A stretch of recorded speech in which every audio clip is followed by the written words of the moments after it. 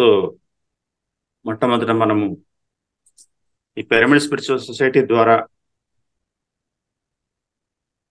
మనమంతా ఒక తాటిపై కదులుతున్నందుకు ముఖ్య కారకులైనటువంటి ఒక కారణ జన్ములు బ్రహ్మర్షి పితామహ పత్రిజీ గారికి, వారి కుటుంబ సభ్యులకు అందరికీ కూడా ఒకసారి మనం ధన్యవాదాలు తెలుపుకొని మనం క్లాస్ స్టార్ట్ చేస్తాం.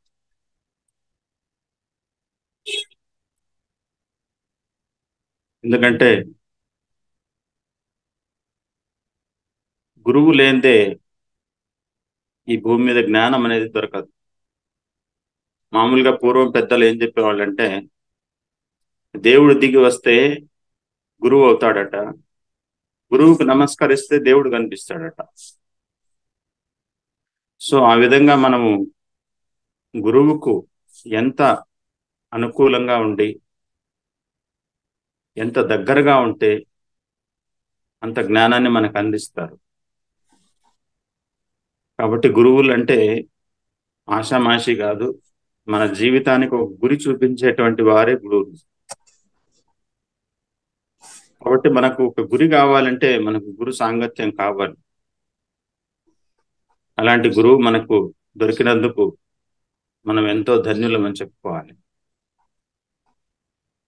అలాంటి గురు సాంగత్యంలో నాకు కూడా ఒక 16 సంవత్సరాలు తిరిగే అవకాశం కలిగింది. కాబట్టి ఈరోజు నాకు తెలుసుకున్న జ్ఞానాన్ని మీకు పంచడానికి మేము ముందుకు వస్తున్నాను. ఇంకా గురువు గారితో, నా పేరు జంగమయ్య రాయచోటి, నేను వృత్తిరీత్యా ఆర్టీసీలో డ్రైవర్గా పనిచేసేవాడిని. 85 నుంచి 2008 వరకు చేసి 2008లో వాలంటీర్ రిటైర్మెంట్ ఇచ్చాను. ఆ తర్వాత 2008లోనే పత్రికారితో పరిచయం జరిగింది. సో నేను 1987 నుంచి కూడా నేను ధ్యానం చేసేవాడిని. అంటే 1987లో నేను ఎలాంటి ధ్యానం చేసేవాడిని అంటే, డివైన్ లైట్ మిషన్ అని చెప్పేసి ఒక ప్లాట్ఫామ్ ఉంది. ఇది ప్రేమ్ రావత్ సిన్హా అనేటువంటి ఒక గురువు గారు, ఆయన ద్వారా మేము ఈ ధ్యానం నేర్చుకోవడం జరిగింది. అక్కడ కూడా శ్వాసను గమనించడము ప్లస్ శాకాహారిగా జీవించడం, ఇవి రెండు తప్పకుండా జరుగుతాయి. ఇంకా సేమ్ మన పత్రికారి పద్ధతిలోనే ఆయన కూడా ఈ పూజల గురించి, భక్తి గురించి చెప్పేవాడు. కాబట్టి ఆ ప్లాట్ఫామ్ మీద 1987 నుంచి 1997 వరకు నేను ధ్యానం చేసి 97 నుంచి డిస్కంటిన్యూ చేశాను 2004 వరకు. నాకు అర్థం కాలేదు, ఆ మధ్య కాలంలో ధ్యానం విలువ అనేది మర్చిపోయి తిరిగి మళ్ళీ పాత జీవితంలోకి వెళ్ళిపోయాను. ఎన్నో దుఃఖాలు, ఎన్నో కష్టాలు అనుభవించాను, ఎన్నో రోగాల బారిన పడ్డాను. అక్కడి నుంచి వాటన్నిటిని 2004లో అధిగమించగలిగాను. రోగాలన్నిటిని, నేను అల్సర్ నుంచి క్యాన్సర్ వరకు ప్రయాణం చేశాను. ఆ మధ్యలో ఎన్ని రోగాలు వస్తాయో మనందరికి తెలుసు. వీటన్నిటిని దాటుకోవడానికి నాకు కరెక్ట్గా 90 రోజులు మాత్రమే పట్టింది. అంటే నేను 6,000 రూపాయలు మందు తినేవాడిని 2004 జూన్ కంటే ముందు, ఇదే నెలలో. సో 2004 జూన్ నుంచి మందులన్నీ పక్కన పెట్టేశాను. అప్పటి నుంచి ఇప్పటి వరకు మందుల జోలికి వెళ్ళలేదు, ఏ జబ్బు నా జోలికి రాలేదు, ఎలాంటి జబ్బు రాలేదు నా దగ్గరికి. కారణం ఏంటి అంటే, ప్రకృతిలో ఉన్నటువంటి ధర్మాలు, ప్రకృతితో అనుకూలంగా ఉంటుంది. పశుపక్షాదుల యొక్క జీవన శైలి, మానవుల యొక్క జీవన శైలికి ఎంత తేడా ఉంది అనే విషయాన్ని తెలుసుకోవడము, సృష్టి ధర్మాలని, ప్రకృతి ధర్మాలని, శరీర ధర్మాలు, అలాగే ఆహార ధర్మాలు, వీటన్నిటి మీద నేను అన్వేషణ చేయడం, పరిశోధించడం, అప్పటి నుంచి నా జీవన శైలి మార్చుకోవడం. ఆ జీవన శైలి మార్చుకున్నటువంటి నిర్ణయం తీసుకున్న రోజునే ఈ మందులు తినకూడదు అనుకున్నటువంటి నిర్ణయం కూడా తీసుకున్నాను. అప్పుడు ఆ మందులన్నీ పక్కన పెట్టేసి విందులు మార్చుకున్నాను. ఆ విందులు మార్చుకున్నప్పటి నుంచి నా ఆరోగ్యం నా చేతుల్లోకి వచ్చేసింది. కాబట్టి అప్పటి నుంచి ఇంతవరకు ఎక్కడా వెనుతిరిగి చూడలేదు, ఏ ఆసుపత్రి మెట్లు ఎక్కలేదు. సో అలాంటి జీవన శైలి ప్రతి ఒక్కరికి అందాలని నేను దాని గురించి ఆ కష్టం ఆ దుఃఖము అనేది నేను అనుభవించాను. కాబట్టి ఆ అనుభవం ఎవరికి వచ్చినా, ఎవరు నన్ను ఆశ్రయించినా, నా నుండి ఎలాంటి సహకారం అడిగినా నేను దానికి సహకరించాలనేటువంటి ఉద్దేశంతో నేను ఈ సర్వీస్ చేయడం మొదలుపెట్టాను. కాబట్టి అప్పటి నుంచి ఆఫ్లైన్ ఆన్లైన్ క్లాసులు చేస్తూ, ఇంటింటికి వెళ్ళి కౌన్సిలింగ్ చేస్తూ, హెల్త్ గురించి, మరి ధ్యానం గురించి, శాకాహారం గురించి, అన్ని మార్గాల్లో కూడా ఇటు హింసను ఆపే ప్రయత్నం చేస్తున్నాను, అటు ఆరోగ్యాన్ని, ఎవరి ఆరోగ్యాన్ని వాళ్ళు ఎలా కాపాడుకోవాలని కూడా తెలియజేస్తున్నాను. కాబట్టి ఎవరి ఆరోగ్యం వాళ్ళ చేతుల్లో ఉంటుంది. ఇది ఏమీ హాస్పిటల్ దొరకదు, ఏం మాల్స్లో దొరకదు, ఏ యొక్క డాక్టర్ దగ్గర దొరకదు. కాబట్టి దయచేసి మనకు చిన్న జ్ఞానం ఉంటే ఆ జ్ఞానం ద్వారా మన జీవన శైలి మార్చుకోవచ్చు. మన ఆయురారోగ్యాలతో తుది శ్వాస వరకు ఆనందంగా జీవించే అవకాశం ఉంది. సో అలాంటి సంపూర్ణమైనటువంటి జీవన శైలి, పరిపూర్ణమైనటువంటి జీవన శైలి ఎవరికైతే అవసరం అవుతుందో వారికి నేను క్లాసుల ద్వారాను, ఈ టెస్ట్ మెసేజ్ల ద్వారాను వాళ్ళందరికీ ఈ మెసేజ్లు పంపుతూ, అప్పుడప్పుడు కౌన్సిలింగ్ చేస్తూ, వాళ్ళ యొక్క జీవన శైలి మార్చుకునేందుకు, వాళ్ళ యొక్క శరీరాన్ని ఎప్పుడు కూడా పవిత్రంగా ఉంచుకునే ప్రయత్నం చేయాలని, పవిత్రం గురించి, పరిశుభ్రత గురించి, పరమాత్మ గురించి వీటన్నిటిని క్షుణ్ణంగా పరిశోధించుకోవాలి. ఎవరికి వారు, ఎవరి శరీరంతో వాళ్ళు మాట్లాడడం నేర్చుకోవాలి. ప్రతి వారికి వారు అంతర్ముఖం అవ్వాలి. అంతర్ముఖం అయితేనే మన దేహంతో మనం మాట్లాడగలం. అంతర్ముఖం అయితేనే ఆత్మతో అనుసంధానం అవ్వగలం. అంతర్ముఖం అయితేనే సూక్ష్మ శరీరాన్ని మనం దర్శించగలం. సో ఇవన్నీ మనకు ఎక్కడ సాధ్యమవుతాయంటే మీరు అంతర్ముఖం అయితే సాధ్యమవుతాయి. అప్పుడే మీకు అన్వేషణ జరుగుతుంది. అన్వేషణ అంటే ఏమీ కాదండి, అణువులతో అనుసంధానం అవ్వడం. అణువులంటే మన పుట్టుక కూడా అణువే. అలాంటి అణువులతో మనం అనుసంధానం అయితే మనకు సూక్ష్మ శరీరము, సూక్ష్మ ప్రపంచము అంతా కూడా మనం పరిశోధించే అవకాశం ఉంటుంది. కాబట్టి ఇది ప్రతి ఒక్కరు కూడా తెలుసుకోవాల్సినటువంటి సబ్జెక్టు. ఎందుకంటే ఎవరిలోకి వాళ్ళు వెళ్ళడం, ఎవరితో వారు ఉండడం, తానెవరో తెలుసుకోవడం, తన దేహం అంటే ఏంటి, తన దేహం లోపల ఏముంది, ఎందుకు మనం ఈ భూమి మీదకి వచ్చాం, మానవ జన్మ తీసుకొని, ఈ పశుపక్షాదుల జన్మలకి మానవ జన్మకి ఉన్నటువంటి తేడా ఏంటి, వీటన్నిటి గురించి మనిషి ఎప్పుడైతే కనీసం 1 గంట 2 గంటలు దాని గురించి తప్పిస్తాడో అలాంటి వాళ్ళకు తప్పకుండా దాని గురించి తెలుసుకునేటువంటి అవకాశం ఉంది. ఎందుకంటే శ్రద్ధాబన్ లభతే జ్ఞానం అన్నారు. శ్రద్ధ ఉన్నవాడికే జ్ఞానం తప్పకుండా అందుతుంది. కానీ ఎలాంటి జ్ఞానం అందుతుంది అంటే మనకు ఏ జ్ఞానం కావాలనుకుంటే ఆ జ్ఞానం అందుతుంది ప్రకృతిలో. ఇప్పుడు మనము బయటికి వెళ్ళి కిరాణా కొట్లో కానివ్వండి, షాపింగ్ మాల్స్ లో కానివ్వండి, మీరు ఏది కావాలనుకుంటే దొరుకుతుంది. అదేవిధంగా ఈ సృష్టిలో మీరు ఏది కోరుకుంటే అది ఇవ్వడానికి సిద్ధంగా సృష్టి. కానీ ఆ కోరుకునేటువంటి నిర్ణయం ఏది మనకు కావాలి, ఏది మనకు వద్దు, ఏది మనకు ఆరోగ్యం, ఏది మనకు అనారోగ్యం, ఏది మనకు సత్యం, ఏది మనకు అసత్యం, ఏది మనకు శాశ్వతం, ఏది మనకు అశాశ్వతం అనేటువంటి విషయాలు తెలుసుకొని వాటికి సంబంధించినటువంటి కోరికలు కోరుకుంటే మన జీవన శైలి బాగుంటుంది. అట్లా కాకుండా మనం ఏదో తెలుసో తెలియకో ఏదో కోరుకుంటే సృష్టి మనకు 1-2 అవకాశాలు ఇచ్చి తిరిగి మళ్ళీ దాన్నే మనకు ప్రసాదిస్తుంది. దానివల్ల జరిగేటువంటి పర్యవసానానికి మనమే సంసిద్ధంగా ఉండాలి. కాబట్టి మనం తీసుకునే నిర్ణయాల మీద చాలా ఆధారపడి ఉంటుంది. మన నిర్ణయమే మన జీవితాన్ని మార్చేస్తుంది. కాబట్టి మనం తీసుకునేటువంటి నిర్ణయం ఎలాంటిది అనేది మనకు తెలియాలి. కాబట్టి ఆ విచక్షణ మనకు కావాలంటే ఏం కావాలంటే ముందు మనం అంతా అంతర్ముఖం అవడం నేర్చుకోవాలి. కాబట్టి అంతర్ముఖమైనప్పుడే మనకి ఈ యొక్క జ్ఞానం అందుతుంది.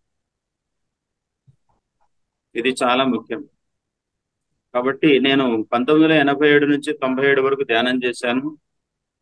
97 నుంచి మళ్ళీ 7 సంవత్సరాలు ఆ ధ్యానాన్ని మర్చిపోయాను. మళ్ళీ 2004లో తిరిగి ధ్యానం చేసి మొదలు పెట్టాను. అప్పటి నుంచి నా జీవితాన్నే మార్చేసుకున్నాను. కాబట్టి అలాంటి జీవన శైలి నేను మొదలు పెట్టినప్పటి నుంచి ఆనందంగా జీవిస్తున్నాను. కాబట్టి మనం అందరూ కూడా సరైన జీవన శైలి కావాలనుకుంటే మనము మనలోకి మనం ప్రయాణం అయితే మనతో మనం ఉంటాం. నాతో నేను ఫ్రెండ్షిప్ చేయాలి, నాతో నేను మిత్రుత్వం చేయాలి.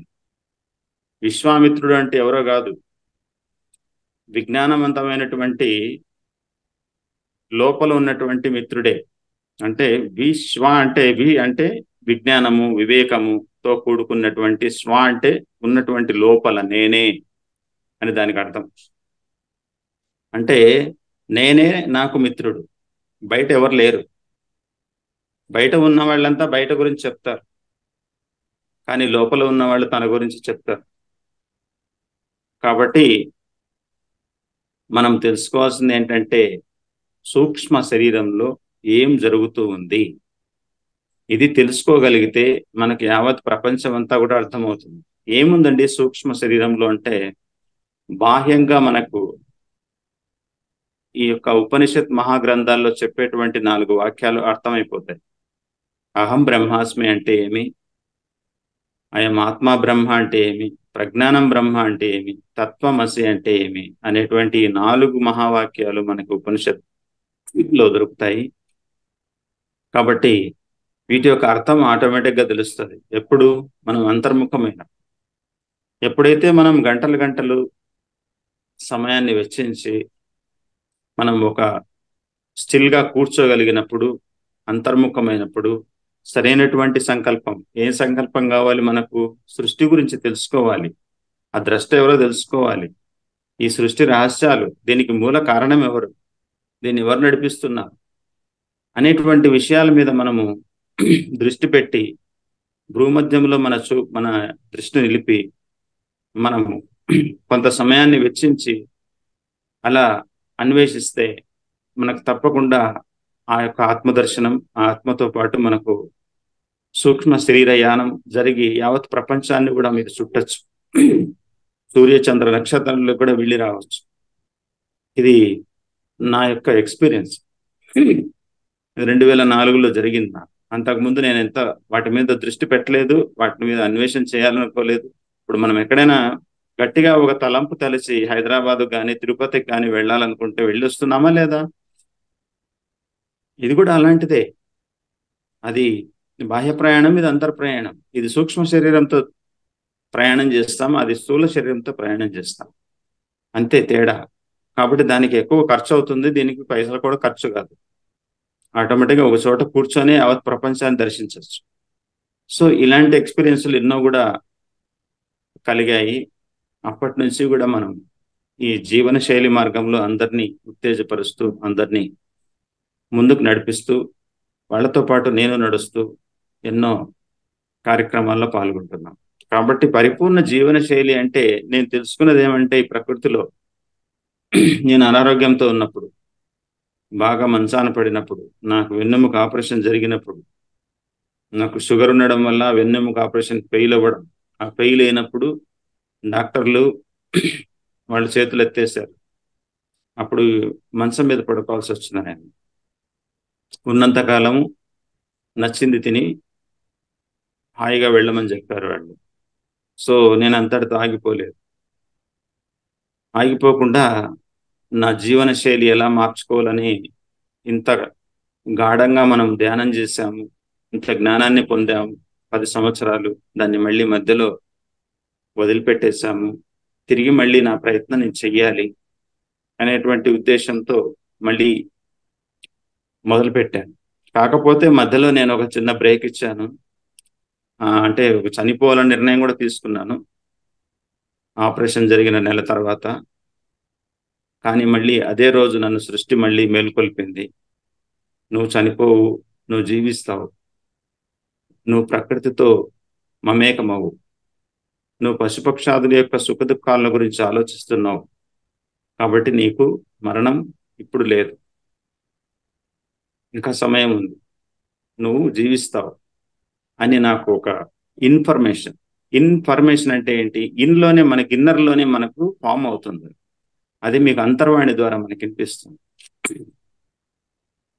ఈ యొక్క ఇన్ఫర్మేషన్ నాకు రావడం వల్ల ఆ రోజు మళ్ళీ వితిన్ 12 అవర్స్లో నా నిర్ణయాన్ని మార్చుకున్నాను.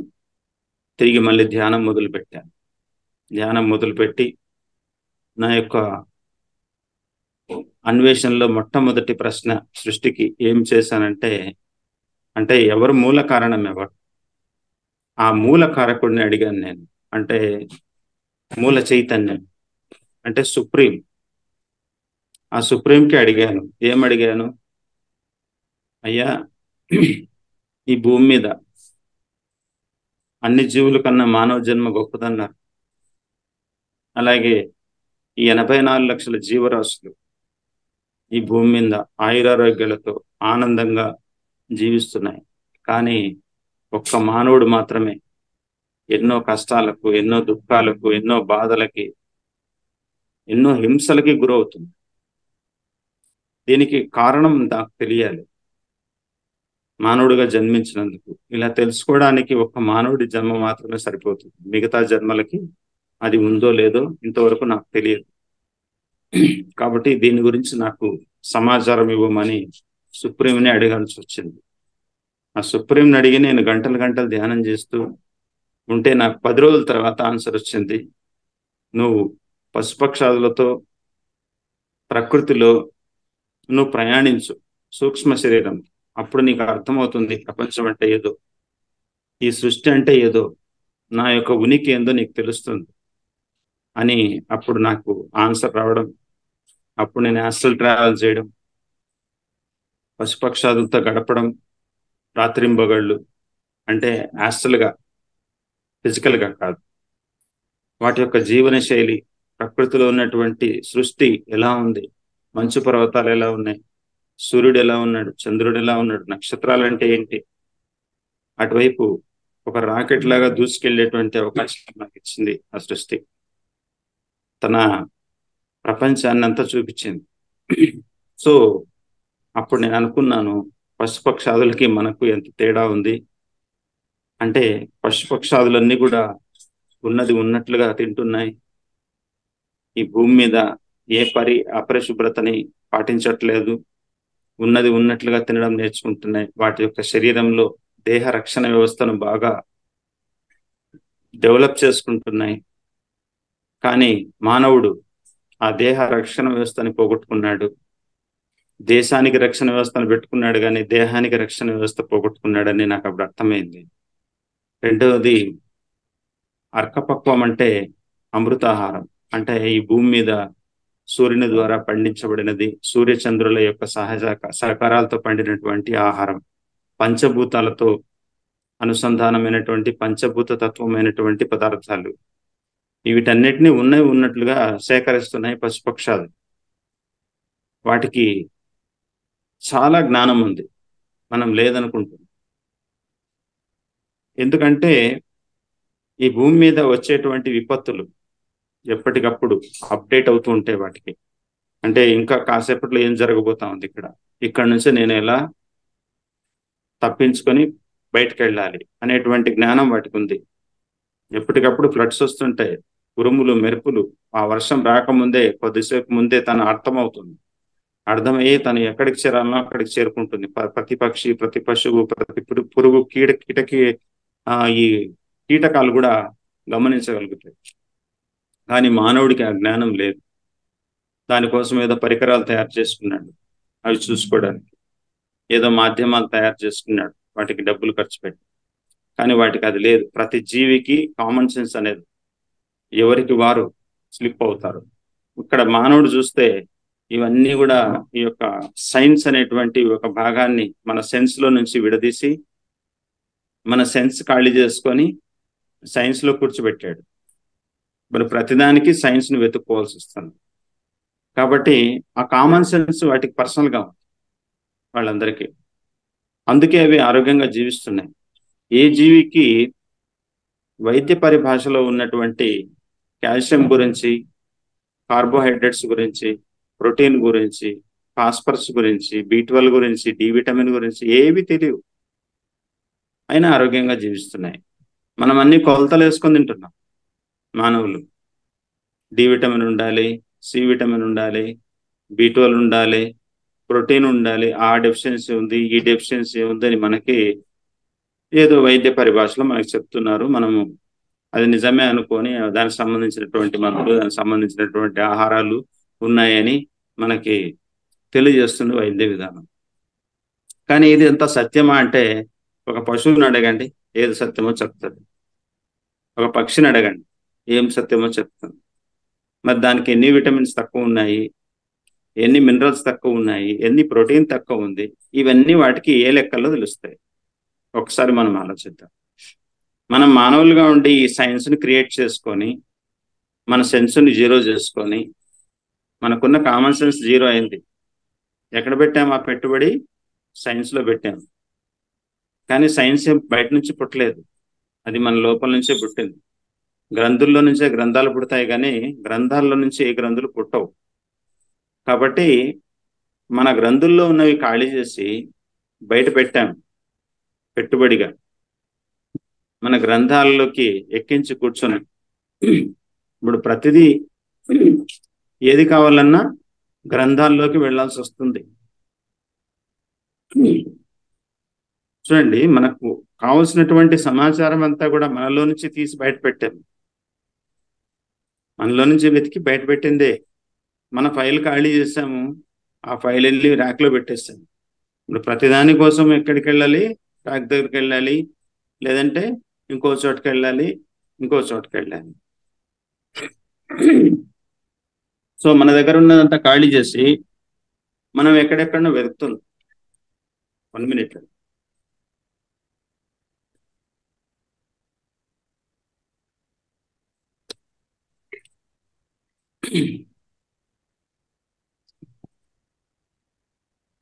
కాబట్టి మన కామన్ సెన్స్ అంతా కూడా ఎక్కడో స్టోర్ చేసి పెడుతున్నాం. ప్రతిదీ తెలుసుకున్న ప్రతి విషయాన్ని కూడా ఇంకో చోట పెట్టేస్తున్నాం తీసుకెళ్ళి. మనలో వచ్చినటువంటి ప్రతి అనుభవాన్ని తీసుకెళ్ళి బయట దాచేస్తున్నాం. సో ఇంకా కొన్ని వెతుకుతూనే ఉన్నాం. సైంటిస్టుల ద్వారా ఎన్నో వెతుకుతున్నారు, కానీ అసలైన సత్యం బయటపడలేదు. అలాగే ఎక్కడెక్కడో మార్గ మధ్యంలో మళ్ళీ స్లిప్ అవుతున్నాము, ఎన్నో ఇబ్బందులకు గురవుతున్నాము. ఇంతవరకు మనము ఒక స్టాండర్డ్లోకి రాలేదు. ఇప్పటికి కూడా కష్టాలు ఉన్నాయి, ఇప్పటికీ దుఃఖాలు ఉన్నాయి. నేను మొన్న కేవలం సుమన్ టీవీలో ఒక అనౌన్స్ చేశాను. ఏమని చేశానంటే, మీకు ఎవరికైనా అనారోగ్యవంతులు ఉంటే నా ఫోన్ నెంబర్ కాంటాక్ట్ అయితే నేను ఒక డైట్ షీట్ ఇస్తానన్న. మీరు నమ్మినా నమ్మకపోయినా ప్రతి 15 సెకండ్లకు ఒక కాల్ వస్తుంది, ప్రతి 15 సెకండ్లకు. మరి చూడండి ఈ భూమి మీద ఎంతమంది అనారోగ్యాలు ఉన్నాయి. మరి ఇలాంటి పరిస్థితి నాన్ స్టాప్గా వస్తున్నాయి ఫోన్లు. ఒక ఫోన్ కట్ అయితే ఇంకొక ఫోన్ రెడీగా ఉంటుంది, ఒక ఫోన్లో మాట్లాడుతుంటే ఇంకొక ఫోన్ రెడీగా ఉంటుంది. నాకు రిసీవ్ చేసుకోవడానికే బరువు అయిపోయింది. అందుకని నేనేం చేశానంటే ఆ ఫోన్ స్విచ్ ఆఫ్ చేసేసాను. అలాంటి పరిస్థితి ఎదురైంది నాకు. 3 days నుంచి నేను నెంబర్ మార్చుకోవాల్సి వచ్చింది. చూడండి ఎలాంటి పరిస్థితి ఎదురైందో ఈ భూమి మీద. మరి మానవులకి జ్ఞానం అనేది, నాకు చేసిన వాళ్ళలో IPSలు ఉన్నారు, IASలు ఉన్నారు, ఇంకా కమర్షియల్ వాళ్ళు ఉన్నారు, ఇంకా వీళ్ళల్లో ఎవరు సైంటిస్టులు ఉన్నారు, వీళ్ళందరికీ షుగర్, బీపీ, కొలెస్ట్రాల్, హార్ట్ స్టంట్లు, రకరకాల కేసులు. నేను 3 రోజుల నుంచి విని విని విని విసిగెత్తిపోయి మొబైల్లో నెంబర్ మార్చేశాను. చూడండి ఎలా ఉంది. ఇప్పుడు నాకు వాట్సాప్ కాల్ నుంచి చేస్తున్నారు, వాట్సాప్లో కాంటాక్ట్ అవుతున్నారు. సార్ మీ నెంబర్ పనిచేయట్లేదు, చాలాసార్లు ట్రై చేశాను. నేను చెప్పాను వాళ్ళకి, అయ్యా ఎంతసేపు పనిచేస్తుంది నెంబరు, ప్రతి నిమిషంలో 3 కాల్స్ అటెండ్ చేయాలంటే ఎవరి వల్ల అవుతుందా? రాత్రి 12 వరకు చేస్తున్నారు, మళ్ళీ 1 గంట నుంచి చేస్తున్నారు. మొన్న నైట్ రాత్రి 11:30 నుంచి 3 గంటల వరకు 14 మిస్ కాల్స్ ఉన్నాయి. చూడండి, మిడ్ నైట్లో కూడా వదలట్లేదు. ఆరోగ్యం అంటే అంత అవసరమైంది ఇప్పుడు అందరికీ. దాని విలువ ఎప్పుడు తెలుస్తుందండి? మంచం ఎక్కినప్పుడు తెలుస్తుంది, అంతవరకు తెలియదు. కాబట్టి మన దేహంలోనే ఒక కర్మాగారం ఉంది, ఇది ప్రతి ఒక్కరు తెలుసుకోవాలి. పరిపూర్ణ ఆరోగ్యవంతులుగా మనం ఉండాలంటే మన దేహంలో ఉన్నటువంటి కర్మాగారం ఏమిటది? మనం తిన్న ఆహారాన్ని జీర్ణం చేయడానికి, తిరిగి మన శరీరంలో సప్తధాతువుల్ని తయారు చేసుకోవడానికి, ఆ సప్తధాతుల ద్వారా మన శరీర నిర్మాణానికి ఉపయోగపడేటువంటి ఒక పరికరాలు, ఒక మెటీరియల్ తయారు చేసుకోవడానికి మన లోపల ఒక పెద్ద కర్మాగారం నిర్మాణం జరిగింది. సో ఈ కర్మాగారానికి మనం పని ఇవ్వట్లేదు. ఈ కర్మాగారంలో జరగాల్సినటువంటి క్రియ మనం బయట పెట్టుకున్నాం. ఏంటి? వంటగది అనేది. సో వంటగది బయట లేదు ఏ జీవికి ఈ భూమి మీద, ఒక్క మానవుడికే ఉంది వంటగది. అది అక్కడ ఏం జరుగుతుంది అంటే ఆ వంటగదిలో ఈ ఆహారంలో ఉన్నటువంటి పోషక విలువలన్నీ అక్కడ దహింపజేసి ఈ ఆహారాన్ని లోపలికి పంపిస్తున్నాం. అవి ఏది? 1 కాదు, 2 కాదు, 3 కాదు, 4 కాదు, వందలు ఎన్నో రకాలు. ఈ భూమి మీద కనపడిన ప్రతి ఒక్కటి మనం లోపలికి వెళ్ళాల్సిందే. చూడండి ఎంత మనకి స్వార్థమో. ఏ జీవి తినే ఆహారం అయినా తినేయాలి, ఏ జీవినైనా తినేయాలి, జీవులను తినాలి, ఆ జీవులు తినే ఆహారము తినాలి. అప్పుడు కానీ మానవుడికి తృప్తి ఉండదు. సో అలాంటి జీవన శైలి మనకు వచ్చింది ఈరోజు. కాబట్టి మనము ఎప్పుడు ఆసుపత్రులు పాలవుతున్నాం, అనారోగ్యం పాలవుతున్నాం, దుఃఖానికి గురవుతున్నాం. మన కళ్ళ ముందు మన పిల్లలు చనిపోతే మనకి ఎంత ఆనందంగా ఉంటుందో ఒకసారి చూడండి.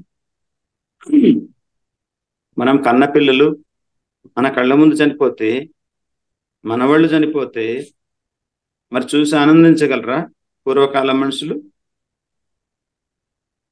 ఇప్పుడు జరుగుతున్నది అదే కదా. 16 సంవత్సరాలకే ఒబిసిటీ, 16 సంవత్సరాలకే స్టంట్లు,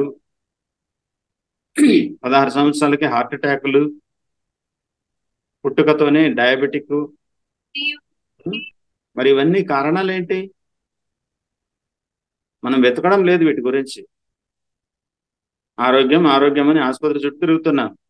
ఆసుపత్రులు ఆరోగ్యాన్ని ఇవ్వరు, అనారోగ్యానికి తాత్కాలికమైనటువంటి రెమెడీ ఇస్తారు. అది ఫస్ట్ ఎయిడ్ అంటారు దాన్ని. ఈ ఫస్ట్ ఎయిడ్నే జీవిత కాలం అంతా కూడా మనం ఉపయోగిస్తున్నాం. అలాగే పెంచుకుంటూ పెంచుకుంటూ వెళుతున్నాం ఆ మందుల యొక్క డోస్ని.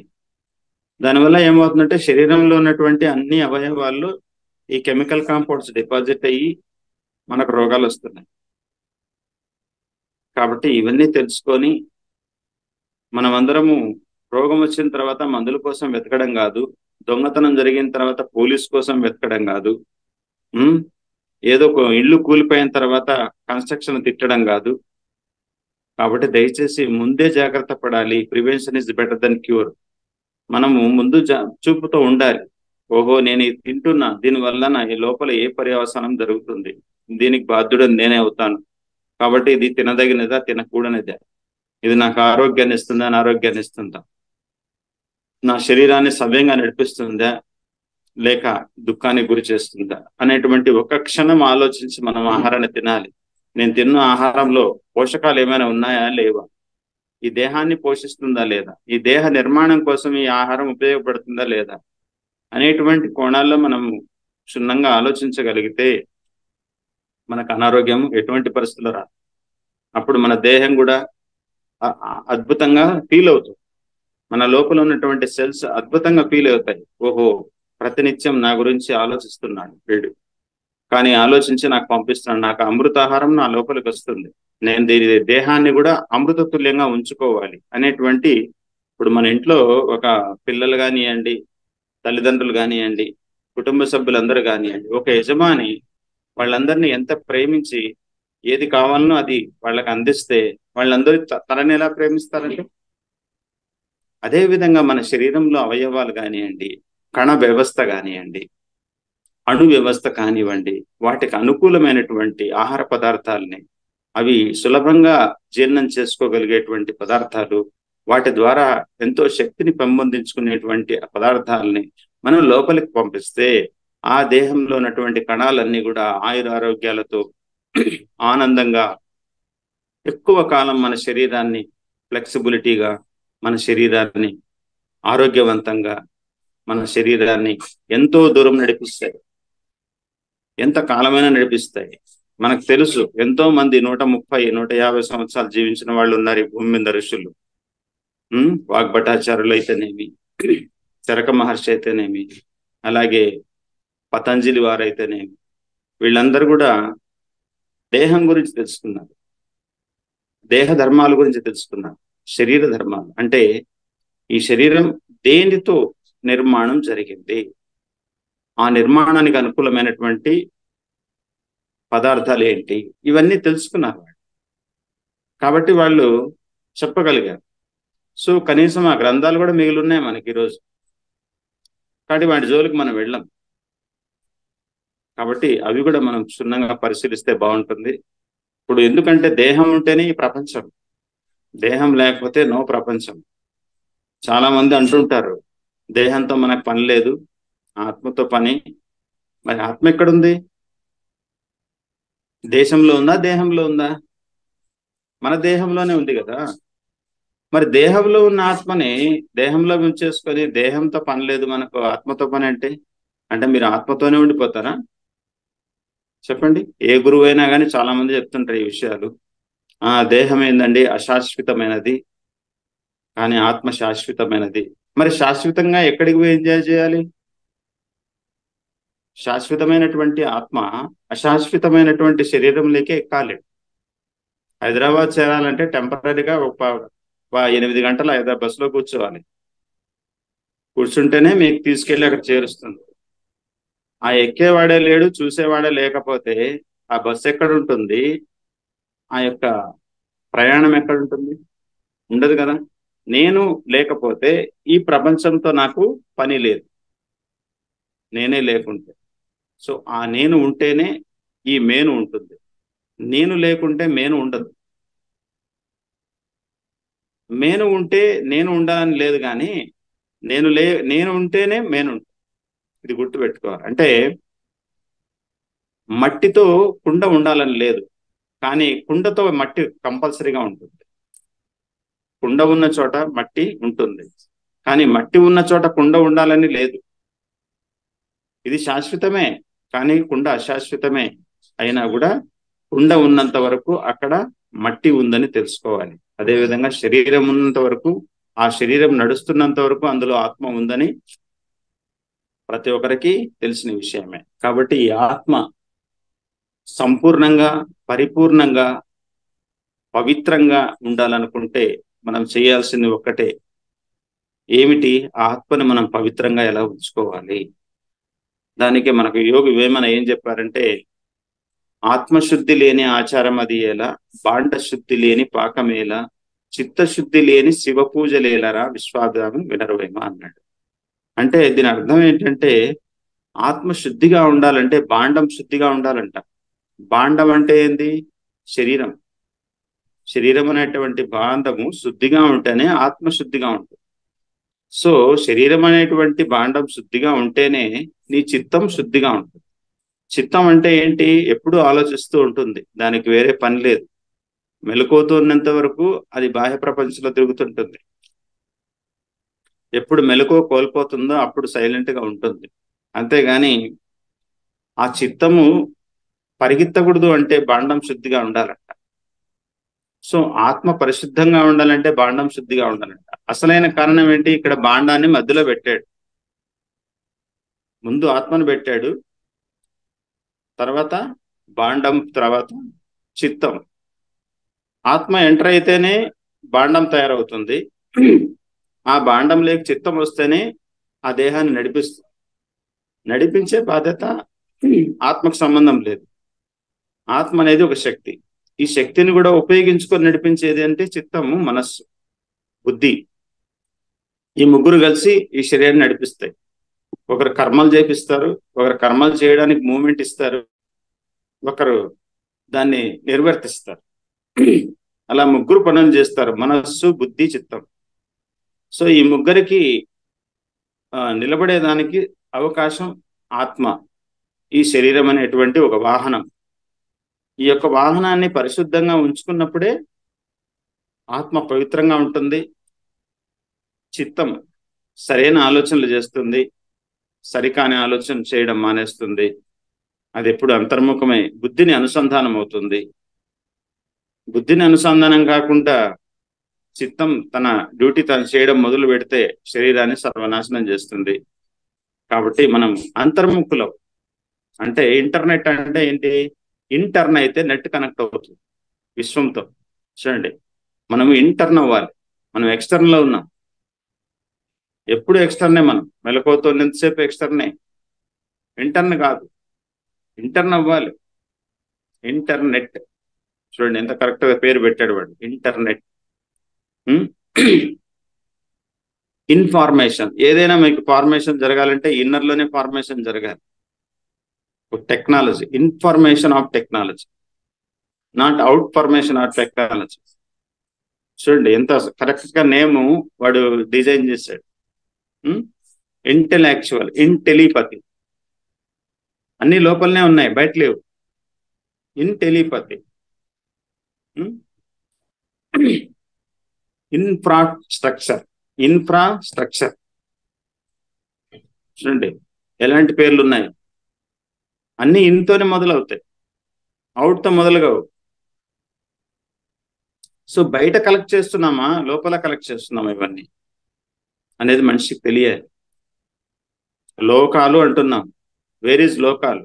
లో అంటే లోపల ఉన్నటువంటివే లోకాలు, బయట ఏమి లేవు.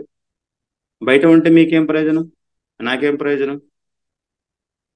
చూడండి, అష్టాదశ శక్తి పీఠాలు అంటున్నారు. శక్తి పీఠాలు బయట ఉంటే మనకేం ప్రయోజనం? లోపల ఉండాలి. ఆ శక్తి పీఠాలు ఉన్నాయి కాబట్టి శరీరం నడుస్తుంది. జ్యోతిర్లింగాలు బయట ఉంటే నాకేం ప్రయోజనం? నా లోపల ఉంటేనే నా శరీరం నడుస్తుంది. సో అహం బ్రహ్మాస్మి అంటే ఈ బ్రహ్మాండమే నేను, నేనే బ్రహ్మాండం అని చెప్పేదానికి ఇవన్నీ ఉదాహరణలు. యావత్ ప్రపంచము ఈ దేహంలో ఉంది అని చెప్తుంది సృష్టి. అంతా నేనే, నేనే అంతా. బయట ఏముందో లోపల అదే ఉంది, లోపల ఏముందో బయట అదే ఉంది. బయట ఏం జరుగుతుందో లోపల జరుగుతుంది, లోపల ఏం జరిగితే అది బయట జరుగుతుంది అని ఎంతో స్పష్టంగా చెప్తుంది ఆ వాక్యం. అయం ఆత్మ బ్రహ్మ, సృష్టికర్త నేనే. చూడండి, ప్రజ్ఞానం బ్రహ్మ అంటే పరమాత్మ యొక్క జ్ఞానం కూడా నేనే. తత్వమసి, నేను అదే ఉన్నాను అంటే అదే నేను, రెండు ఒకటే. ఇవన్నీ మనకు తెలియకపోతే మనం ఆ వాక్యాలు చదివినా ప్రయోజనం ఉండదు. కానీ చదివిన, అర్థం చేసుకున్నా కానీ అనుభవించాలి. దీన్ని ఎలా మనం అనుభవించాలి? అనుభవించినప్పుడే మనకి ఆ యొక్క అనుభూతి చెందుతాం. అనుభవించకుండా ఊరికే చదివేశామండి, ఓకే అయిపోయింది ఇంతేనా అనుకుంటే మనకేమీ దొరకదు. కాబట్టి దయచేసి ప్రతి ఒక్కరు కూడా ఒక వాక్యాన్ని క్షుణ్ణంగా విడదీసుకొని చూసుకోవాలి. వాక్యాన్ని విడదీయాలి. వాక్యాలు ఊరికే రాలేదు. వాక్కు అంటే ఏంటంటే వా అంటే లోపల, ఆ అంటే ఆత్మ యొక్క సమాచారమే వాక్. ఆత్మ ఎప్పుడు కూడా ఈ వాక్యాలను కూడా బయటకు రావాలంటే ఆత్మ యొక్క సహాయ సహకారాలు ఉండాలి. అదే పవర్. ఒక మైక్ మాట్లాడాలంటే దానికి కరెంట్ ఉండాలి. ఒక సెల్ ఫోన్ లో మనం చూడాలంటే బ్యాటరీ పనిచేయాలి. అది ఆత్మ లాంటిది. ఒక బ్యాటరీ పవర్ తగ్గిపోతే మనం కనెక్ట్ చేయాలి దాన్ని పవర్ కి, రీఛార్జ్ అవ్వడానికి. రీఛార్జ్ అంటే ఏమిటి? మనం ఒక చోట ఇక్కడ మనం సెల్ ఫోన్ కు వైర్ తగిలిస్తే ఈ వైర్ ఎక్కడికి చేరుతుందో తెలుసా మీకు? ఎక్కడ మొదలై ఉంటుంది ఆ వైర్ తెలుసా మీకు? పవర్ ప్రాజెక్ట్ లో మొదలై ఉంటుంది. ఎక్కడ పవర్ జనరేట్ అవుతుందో ఒక ప్రాజెక్ట్, దట్ ఈజ్ పూర్ణాత్మ అనుకోండి, లేదంటే సుప్రీం అనుకోండి. పవర్ కి సుప్రీం, ఆ సుప్రీం తో కనెక్ట్ అవుతుంది. ఇక్కడ మనం మొబైల్ కి వైర్ కనెక్ట్ చేస్తే తెలుసా మీకు ఈ విషయం? ఈ విషయం ఎంతమందికి తెలుసు? అవునా కాదు చెప్పండి. మన ఇంట్లోకి వైర్ వచ్చింది, పవర్ వైర్ అంటే ఎక్కడి నుంచి రావాలి? అది ప్రాజెక్ట్ లో తయారవ్వాలి. అక్కడి నుంచి ఎన్టీపీసీకి రావాలి, ఎన్టీపీసీ నుంచి సబ్స్టేషన్కి రావాలి, సబ్స్టేషన్ నుంచి ఇంట్లోకి రావాలి, ఇంటి దగ్గర ట్రాన్స్ఫార్మర్కి రావాలి, ట్రాన్స్ఫార్మర్ నుంచి ఇంటికి రావాలి, ఇంట్లో నుంచి మళ్ళీ ఒక చిన్న అడాప్టర్ ద్వారా ఈ మొబైల్ కనెక్ట్ అవ్వాలి. అంటే ఏంటి? ఇంత పెద్దగా ఉన్నటువంటి సుప్రీము మెల్లమెల్లగా సూక్ష్మంగా మారి ఈ మొబైల్ లేకొచ్చి దూరి ఆ మొబైల్కి శక్తిని ఇస్తుంది. సో ఆ విధంగా ఈ సుప్రీం అనేటువంటి విశ్వశక్తి, ఈ విశ్వశక్తి మనం ఏదైతే కాస్మిక్ ఎనర్జీ అనుకుంటున్నామో, కాస్మిక్ పవర్ అనుకుంటున్నామో, ఈ కాస్మిక్ పవర్ అంతా కూడా విశ్వం అంతా నిండి ఉంది. ఎలాగైతే ఈ పవర్ ప్రాజెక్ట్ నిండు నుంచి వచ్చి ఎన్టీపీసీలు, సబ్స్టేషన్లు ఎలా అయితే నిండిపోయి ఉన్నాయో అలా నిండిపోయి ఉంది. ఎవరెవరికి ఏ ఏ స్థాయిలో శక్తి కావాలనో ఆయా స్థాయిలో మనకు అందిస్తూ ఉంటుంది. ఏ జీవికి ఎలా కావాలనో అలాగా. అంటే దాన్ని రిసీవ్ చేసుకునే దానికి సైలెంట్ లో ఉండాలి. ఇప్పుడు మొబైల్ కూడా ఏం చేస్తామండి, ఛార్జింగ్ లో పెడితే అక్కడ పెట్టేస్తాం పక్కన, వాడుకో. నువ్వు దాన్ని వాడకుండా పెడితే ఆటోమేటిక్ గా రీఛార్జ్ అవుతుంది. మీరు వాడుతూ ఉంటే రీఛార్జ్ అవ్వదు. కాబట్టి ఆ విధంగా మనం కూడా రీఛార్జ్ అవ్వాలంటే ప్రతిరోజు కూడా అంతర్ముఖులం అవ్వాలి. అంటే విశ్రాంతిలోకి వెళ్ళాలి. విశ్రాంతి అంటే ఏంటంటే విషయ రహిత స్థితిని విశ్రాంతి అంటారు. మనం ఏమనుకుంటాం, విశ్రాంతి అంటే శరీరాన్ని పడుకోబెట్టేది కాదు, విషయాన్ని రహితం చేయాలి. అదే సరైన అటు శాంతి. వి అంటే విషయము, ర అంటే రహితము, ష అంటే శాంతి. శాంతి అంటే శాంతి, అంటే విశ్రాంతి. చూడండి అక్షరాలు అందులో దాగి ఉంది లోపల, మనం తీసుకోవాలి బయటికి. ఆ విధంగా దేవాలయము అంటున్నాము. దే అంటే దేహము, వా అంటే లోపల, ఆ అంటే ఆత్మతో లయం అవ్వడమే దేవాలయం. మనం దేహమని లోహం ఉన్నటువంటి ఆత్మతో లయం అవ్వడమే దేవాలయం అయినటువంటి నిజమైన అర్థం. కానీ మనం అక్కడ ఏదో నిర్మాణం చేసుకున్నటువంటి దేవాలయం కాదు. ఇవన్నీ ప్రతి వాక్యానికి ఒక అర్థం ఉన్నాయండి. దేవుడు అంటే ఎవరో కాదు, దేహంలో ఉన్నవాడే దేవుడు. బయట ఉంటే ఏమి, లేకుంటే మనకేంటి? దేహమే లేకుంటే దేవుడు ఎక్కడ ఉంటాడు? అందుకే ఆదిశంకరాచార్యులు మనకి ఎప్పుడు చెప్పాడు, దేహో దేవాలయ ప్రోక్తో జీవో దేవో సనాతన అని. కాబట్టి దేహం అంటే ఏంటి? ఆ దేహంలోనే ఉన్నాడు. అది దహించబడేది కాబట్టి దేహం అన్నారు. ఏదో ఒక రోజు దహించబడుతుంది కాబట్టి దాని పేరు దేహం. ఇక లేదు అని, అది ఉండదు అని. కానీ దేవుడు అంటే, ఉడు మీన్స్ అందులో ఉన్నవాడు, వాడే నడుస్తాడు, లేకపోతే నడవడు. మానవుడు అంటే ఏంటి? మనస్సు, ఆత్మ, నవరంధ్రాలతో కొత్త శరీరాన్ని ధరించి వచ్చినటువంటి దేవుడే మానవుడు. అందుకే దానికి ఆ పేరు వచ్చింది. ఆ పేరు పెట్టారు మన ద్రష్టలు. మాలో 2 అక్షరాలు ఉంటాయి, మకారము, ఆకారము. నవ అంటే 9 నవరంధ్రాలు, కొత్తది.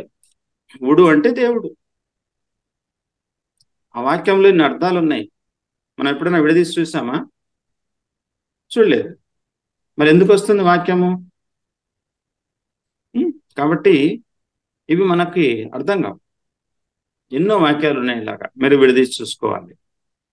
ప్రతి వాక్యం విడదీసి చూసుకోండి, మీకు అర్థమైపోతుంది. మాల అంటున్నాం, ఆ మాల వేశారండి. మాల అంటే ఏంటి? మనసును ఆత్మతో లయం చేయడమే మాల. ప్రతిదీ మీ లోపలికి చూపిస్తుంది, ప్రతి వాక్యం మిమ్మల్ని చూపిస్తుంది, బయట ప్రపంచంలో ఏమి చూపించదు. ఎందుకంటే అది మనం పెట్టుకున్న వాక్యాలే. ఎవరి కోసం పెట్టుకున్నాం?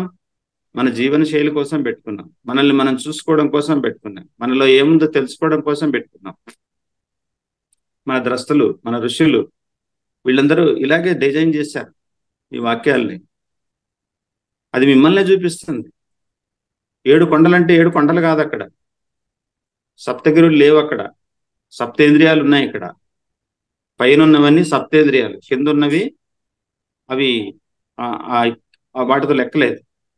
అవి నవరంధ్రాల్లో 2 విసర్జించబడేటివి, 5, 7 రిసీవ్ చేసుకునేటివి, స్వీకరించేటివి 7, విసర్జించబడేటివి 2 ఉన్నాయి అక్కడ.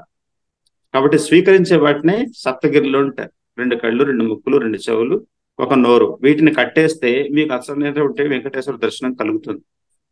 అంతేగాని సప్తగిరులు కాదు, అక్కడ మీకు కొండలు ఎక్కాల్సిన పని లేదు.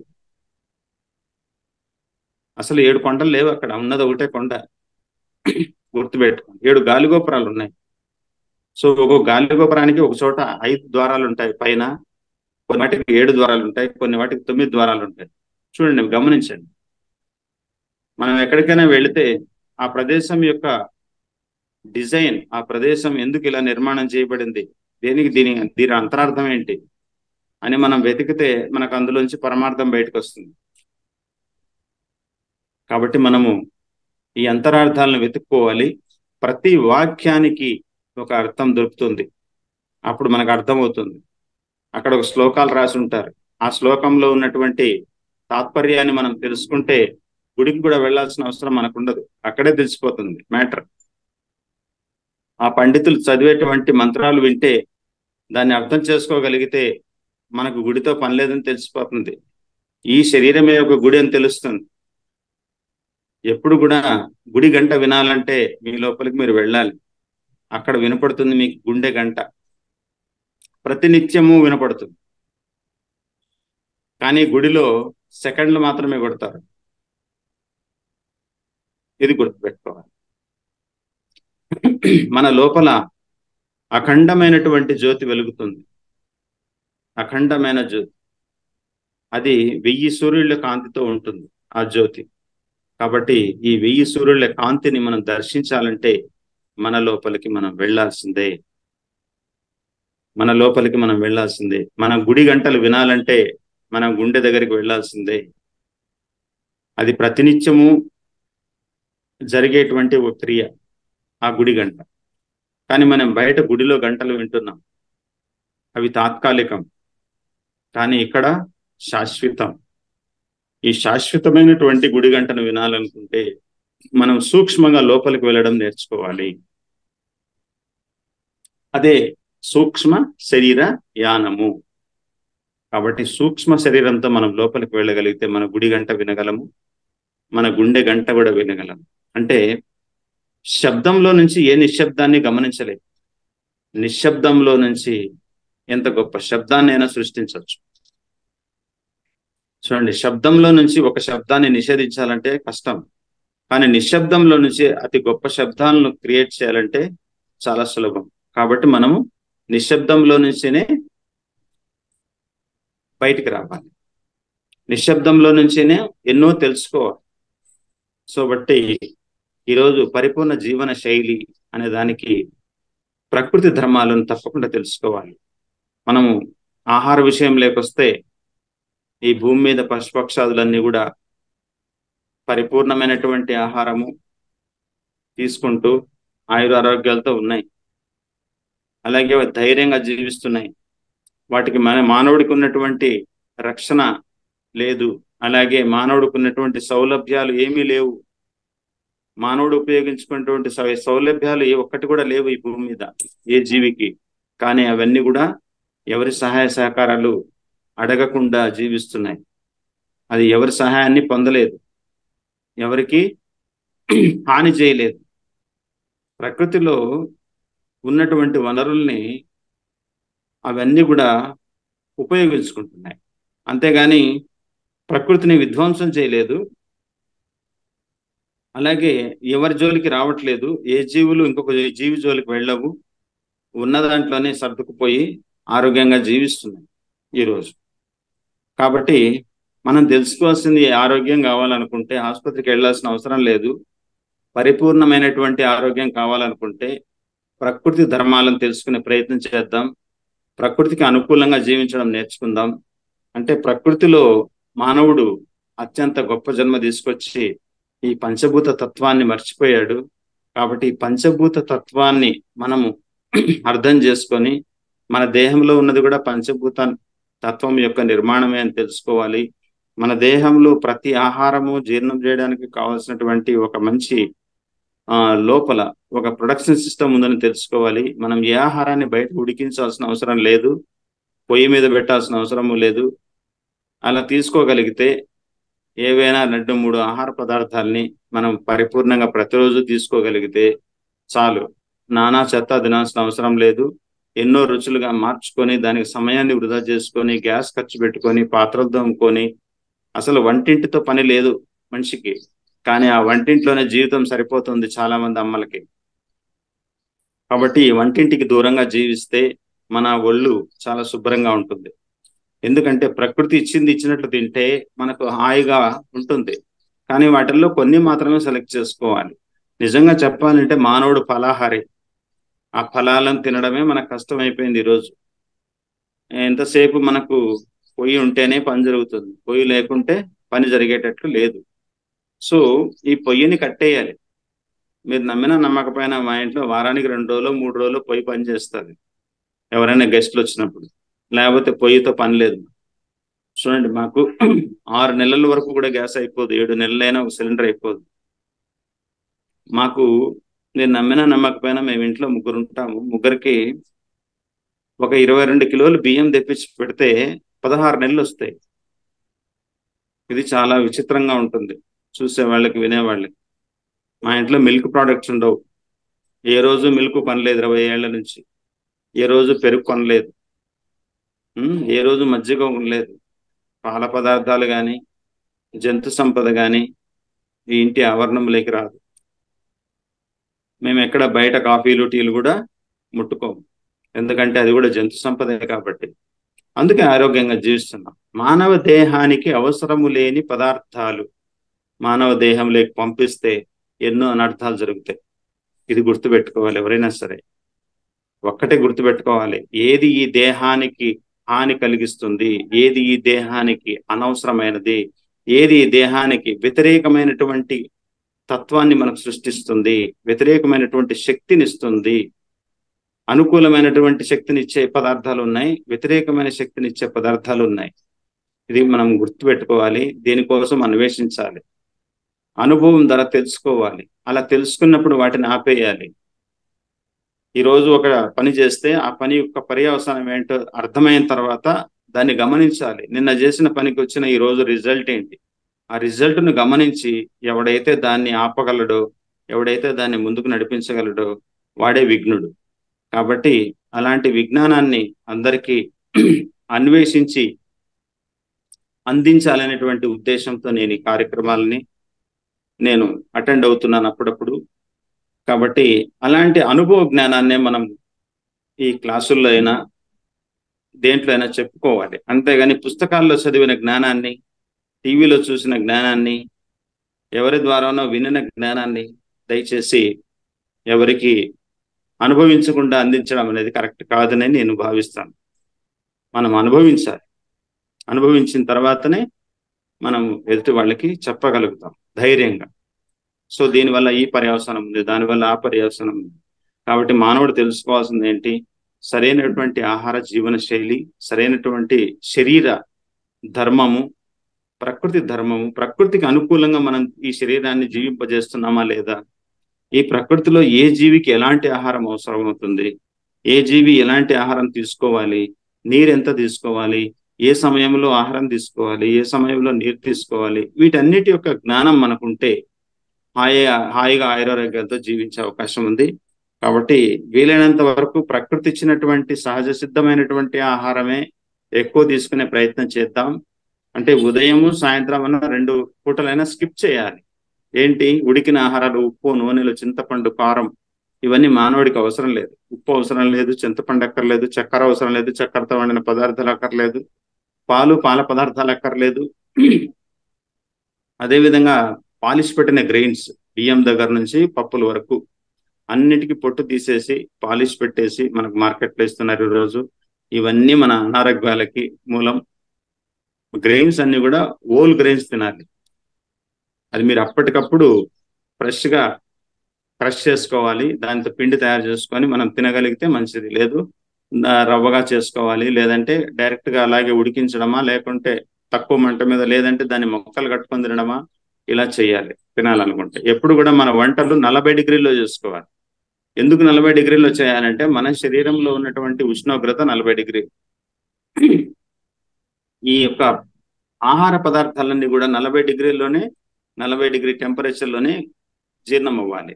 సో మనం ఏం చేస్తున్నాం, ఈరోజు బయట పెట్టుకున్న పొయ్యి 200 డిగ్రీలు కూడా మనకి పనిచేస్తుంది. అందులో పనిచేస్తే ఏమవుతుందంటే ఆ పోషకాలన్నీ కూడా నశించిపోతున్నాయి. కాబట్టి ఇలాంటి పోషకాలు నశించకుండా ప్రతి జీవి ఆహారం తింటూ ఉంది ఇక్కడ. కానీ మనకు చాలా మందికి తెలియదు వంటగది లోపల ఉందని. ప్రతి జీవిలో వంటగది సృష్టించబడింది, ప్రతి జీవిలో వంటగది నిర్మాణం జరిగి ఉంది అనే విషయం తెలియదు. కానీ మనం వంటగదిని సపరేట్గా పెట్టుకుంటాం. మనకు వంటగది అక్కర్లేదు, కేవలం పెంటగది ఉంటే చాలు. ఎందుకంటే మనం తీసుకునేదంతా ప్రకృతి సిద్ధమైన ఆహారం అయితే వంటగది ఎందుకు? ఇంకా ఎప్పటికప్పుడు ఫ్రెష్గా పళ్ళు కానీ కూరగాయలు, వెజిటబుల్స్ ఇలాంటివి తీసుకొచ్చుకొని మనం మొక్కలు కట్టుకొని పొయ్యితో పని లేకుండా జీవించడం నేర్చుకోవాలి. ఫస్ట్ మనిషి పొయ్యిని పక్కన పెట్టాలి. పొయ్యి లోపల ఉంది, తనను ఉపయోగించండి. 84 లక్షల జీవజాతులు చేస్తున్న పని అదే. లోపల ఉన్న పొయ్యిని ఉపయోగిస్తున్నాయి, లోపల ఉన్నటువంటి వంటగదిని ఉపయోగిస్తున్నాయి, అన్ని దానికే వదిలేస్తున్నాయి. కానీ మనమే బయట పెట్టుకున్నాం. కాబట్టి దయచేసి నేను ఆ పని చేస్తున్నాను. ఇప్పుడు వంటగదిని తీసేసి కేవలం పెంటగదితోనే పని చేసుకుంటున్నాం. ఇది చాలా మంది అర్థం చేసుకోవాలి. కాబట్టి మనము సంపూర్ణ జీవన శైలి రావాలి, ఆరోగ్యంగా జీవించాలంటే మనం వీలైనంత వరకు ప్రకృతి సిద్ధమైనటువంటి ఆహారాలు 2-3 సెలెక్ట్ చేసుకొని ఉదయం సాయంత్రం తీసుకొని, ఏది మాకు ఇంకా జీవచాపల్యం తగ్గలేదండి అనుకుంటే మధ్యాహ్నం ఏదైనా తక్కువ మంట మీద వంటలు వండుకొని అవసరమైనంత తినాలి. అంటే ఉదయం 8 నుంచి సాయంత్రం 6 గంటల వరకే తినాలి. ఇది గుర్తుపెట్టుకో. ఉదయం 8కి మొదలుపెట్టి రాత్రి 1 గంట వరకు తినకూడదండి. దీనివల్ల శరీరానికి విశ్రాంతి దొరకదు, రెస్ట్ దొరకదు. లోపల ఉన్నటువంటి అవయవాలకి ఆ రెస్ట్ లేనప్పుడు ఎన్నో కాలం క్రియేట్ చేస్తుంది.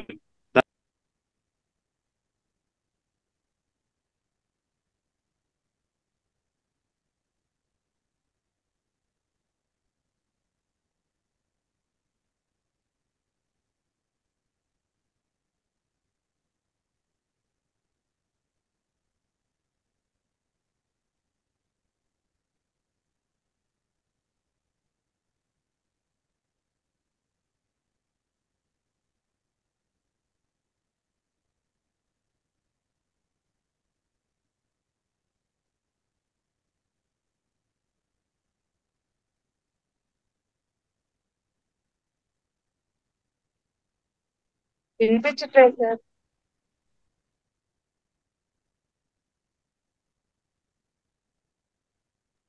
మ్యూట్ లో ఉన్నారు సార్. మ్యూట్ ఆన్ చేస్తారు. మ్యూట్ లో ఉన్నారు. మ్యూట్ లో ఉన్నారు. ఓకే. సో మధ్యలో కట్ అయింది, ఎందుకో అర్థం కాలేదు.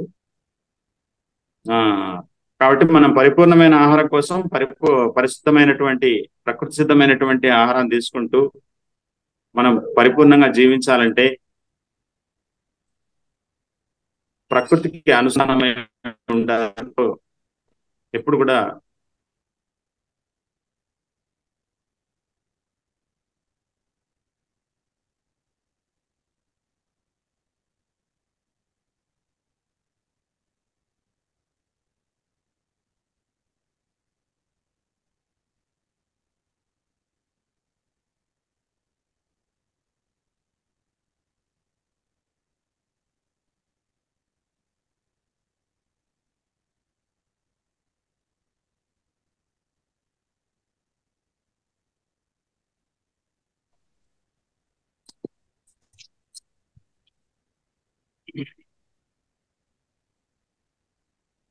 ఎందుకు ఆఫ్ అయిపోతుందమ్మా ఇది మాటి మాటికి. సో ఈ విధంగా ఇంకేమైనా మీరు, ఎందుకంటే టైం ఎక్కువైంది ఈరోజు, ఆ, ఎవరైనా ఏమైనా అడగదలుచుకుంటే నేను వాళ్ళకి ఆన్సర్ చేస్తాను. అలాంటి వాళ్ళు ఎవరైనా హెల్త్ గురించి కానీ ఇంకా వేరే ఏదైనా ఉంటే కూడా అడగండి. చాలా గొప్ప ఇన్ఫర్మేషన్ ఇచ్చారు సార్ నిజంగా. ఆ, ఎంత అద్భుతమైన క్లాస్ అంటే ఆ, సూపర్. ఆ, ఎలా ఉండాలి, ఎలా మనము ఆహారం తీసుకోవాలి, నిజంగా ఇవన్నీ పొద్దున్నే లేస్తూనే అన్నీ వండుకునేదే సార్. ఎప్పుడు కూడా ఉత్తగా తినట్లేదు. ఎవరం కూడా లేచినప్పటి నుంచి పొయ్యి దగ్గరే పని, పడుకునేంత అవును. వరకు కూడా ఆ, తగ్గించుకొని చిన్నగా చిన్నగా చేసుకుంటే మటుకు చాలా అయితే చాలా బెనిఫిట్స్ మనకు. ఆ, ఏంటంటే సార్ ఒకటి, ఆ, ఆ, మనము ధ్యానం చేస్తూ చేస్తూ చేస్తూ ఉండగా శరీరంలోంచి ఆత్మ వెళ్ళి, అంటే మీరు చెప్పినట్టు అంత సందర్శిస్తుంది అన్నారు. అంటే అప్పుడు ఈ శరీరానికి ఏం కాదా సార్, అట్లే ఉంటుందా? అంటే ఇప్పుడు ఆత్మ అనేది బయటికి పోతే ఆ, జీవుడే దేవుడు, దేహమే అవును. దేవాలయం అన్నారు కదా, అప్పుడు దీనికి ఏం అవ్వదా సార్? ఏం అంటే సిల్వర్ కార్డ్ ఉంటుంది కదా, సిల్వర్ కార్డ్. Card, okay. అది మీకు కనపడదు. ఆ, ఎక్కడికి వెళ్ళినా మళ్ళీ తిరిగి అక్కడికే వస్తుంది, ఓకే. కార్డ్ కనెక్ట్ అలో ఉన్నంత వరకు. ఆ, కార్డ్ కట్ అయినప్పుడే ఇబ్బంది. ఓకే. అంతవరకు ఈ శరీరం అయితే అట్లే ఉంటుంది, ఏం అవ్వదు, మనం వెళ్ళి ఏం చూసుకొని అవ్వదు, వస్తుంటాం. ఓకే. అన్ని చూడొచ్చు. ఉమ్, ఇప్పుడు చాలా మంది 16 గంటలు 17 గంటలు సంవత్సరాల తరబడి తపస్సు చేసే వాళ్ళు ఉన్నారా లేదా ఈ భూమి మీద? అవునవును, అవును. మరి వాళ్ళందరూ ఏమైపోయారు? గడ్డాలు పెరిగిపోయినాయి, వాళ్ళకి పుట్టలు పెరిగినాయి, మరి ఎక్కడికి పోయింది శరీరం? పుట్టలు పెరిగినప్పుడు మీరు లోపల ఉంటే సహిస్తారా? సహించరు కదా.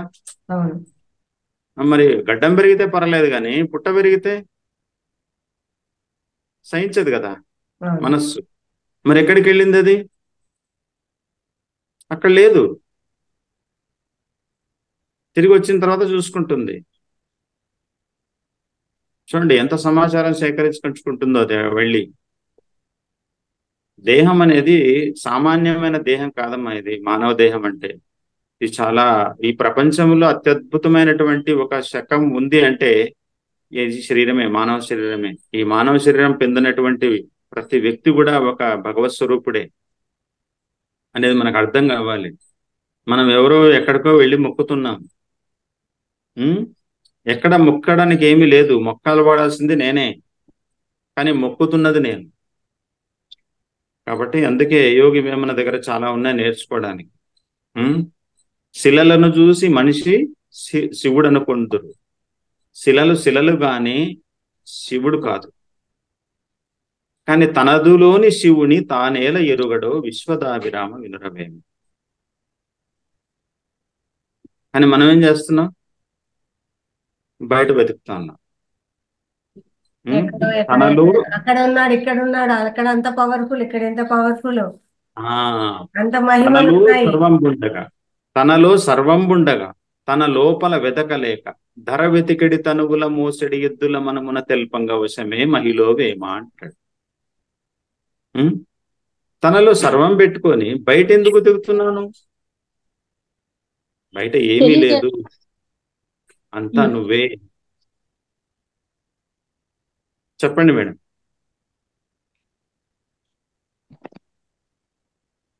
హలో. ఇంకోటి సార్, మధ్యాహ్నం పూట అంటే ఏం తీసుకుంటారు సార్ ఉడికించకుండా? పొద్దున్నే అంటే మొలకలు, కూరగాయలు, పండ్లు, ఓకే. మధ్యాహ్నము? మధ్యాహ్నం తినాలనే రూల్ ఏం లేదు కదమ్మా. అంటే మీ సిస్టమ్ అడిగినప్పుడే కదా ఇవ్వాలి. మీ సిస్టానికి సరిపడా క్యాలరీస్ అందినప్పుడు అది మళ్ళీ మళ్ళీ మీకు రిక్వైర్మెంట్ చేయదు కదా. మీరు ఇన్ని పూటలు తినాలని భూమి మీద నిర్ణయించలేదమ్మా ఏ సృష్టి కూడా. ఇప్పుడు అవునా కదా చెప్పండి. మనం ఒక టైం పెట్టుకున్నాం, ఒక బయోలాజికల్ టైం. ఆ టైం పెట్టుకొని మనము ఉదయం తినాలి, మధ్యాహ్నం తినాలి, సాయంత్రం తినాలి, రాత్రికి తినాలి అనుకుంటూ ఉంటాం. అది కరెక్ట్ కాదు.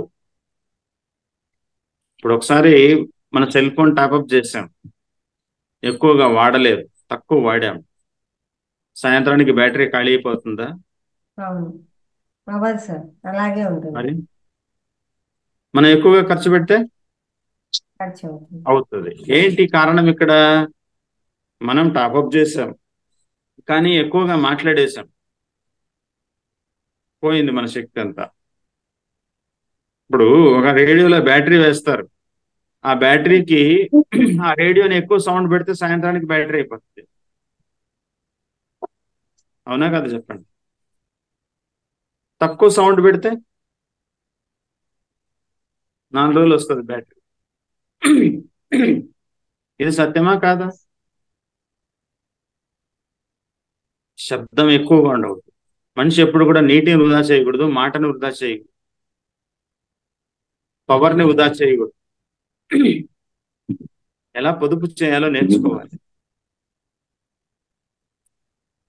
కాబట్టి మనిషి 3 పూటలు తినాలని ఏది నిర్ణయించలేదు, ఏ శాస్త్రం నిర్ణయించలేదు ఇక్కడ, గుర్తుపెట్టు. ఎందుకంటే మనం ఉడికిన ఆహారాలు తింటున్నాం కాబట్టి ఆకలి ఎక్కువ అవుతుంది, దాంట్లో పోషకాలు ఉండవు కాబట్టి. ఇప్పుడు మేము ఉదయం ఆహారం తీసుకుంటాము, నాకు సాయంత్రం 4 గంటల వరకు ఆకలి అవుతుంది.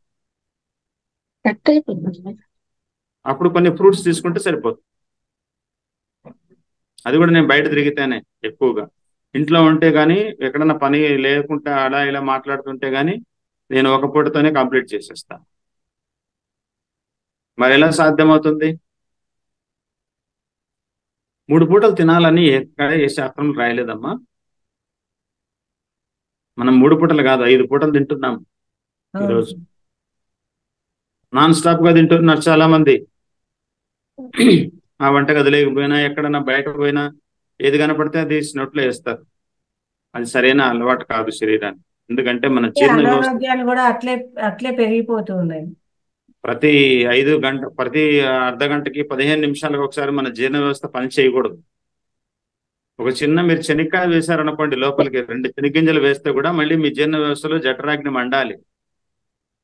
అలా మండించే దానికి పని ఎక్కువ పెట్టేసి తొందరగా పాడవుతున్నాయి. ఇది గుర్తుపెట్టుకోండి. కాబట్టి మీరు ఎంత తక్కువ పని జీర్ణ వ్యవస్థ చేయిస్తారో అంత ఎక్కువ కాలం మీ దేహం మన్నిస్తుంది. ఇది గుర్తుపెట్టుకోవాలి. ఎంత తక్కువ సమయంలో మీరు ఆహారాన్ని సేవిస్తారో అంత ఎక్కువ కాలం జీవిస్తుంది. మీ జీర్ణ వ్యవస్థకి ఎక్కువ పని పెట్టకూడదు. మీరు ఎప్పుడు వంటగదిలో ఉండిపోయినట్లుంటుంది మన పరిస్థితి. వంటగదిలో ఉంటే జీవితం ఎలా ఉంటుంది? దుర్భరంగా ఉంటుంది, ఉదయం నుంచి సాయంత్రం వరకు. కనీసం స్నానం చేసి బట్టలు మార్చుకోవడానికి కూడా అవకాశం ఉండదు. ఎందుకు ఆ జన్మ? కాబట్టి వంటగదిలోంచి బయటపడాలి ముందు. ఆ వంటగదిని పక్కన పెట్టేసి ఉన్నది ఉన్నట్లుగా తినడం నేర్చుకుంటే ఇంటిల్లిపాది ఆయురారోగ్యాలతో హాయిగా జీవించవచ్చు. శరీరం కూడా ఎంత ఆనందంగా ఉంటుందో, ఎంత ఫ్లెక్సిబిలిటీగా ఉంటుందో. జంతు సంపద పూర్తిగా చెక్ పెట్టేసి పాలొద్దు, పెరుగొద్దు, మజ్జిగొద్దు, కాఫీ వద్దు, టీ వద్దు, ఇవన్నీ అనవసరం దేహానికి. గుర్తుపెట్టుకో. పాల వల్ల శరీరానికి అందేదంతా వ్యతిరేకమైనటువంటి శక్తి. ఇది గుర్తుపెట్టుకోండి. హార్మోనల్ ఇన్బ్యాలెన్స్ పాల వల్ల. అదే మీరు ప్రకృతి పాలు తీసుకోండి, పచ్చ కొబ్బరిలో పాలు వస్తాయి, నువ్వుల్లో పాలు వస్తాయి, సజ్జల్లో పాలు వస్తాయి, రాగుల్లో పాలు వస్తాయి, జొన్నల్లో పాలు వస్తాయి. ఇవి తాగండి. అవి నానబెట్టి నమలండి, వచ్చేది పాలే. చెట్టుతో ఒలుచుకొని తినండి, వచ్చేది పాలే. ఒక వేరుశనక్కాయ చెట్టుని అప్పటికప్పుడు లాక్కొని నమిలి చూడండి, ఆ గింజని, వచ్చేది పాలే. కొబ్బరి నమిలి చూడండి, వచ్చేది పాలే. ఈ పాలు తీసుకోవాలి. అంతేగాని ఆవు నుంచి, బర్రె నుంచి, గేదె నుంచి వచ్చే పాలు మనకి అవసరం లేదు. వాటి యొక్క వాల్యూస్ వేరే, ప్రకృతి యొక్క వాల్యూస్ వేరే. ప్రకృతి వాల్యూస్నే అన్ని జీవరాశులు తీసుకుంటున్నాయి, మనం ఆ జీవరాశుల దగ్గర నుంచి తీసుకుంటున్నాం. అది తప్పు.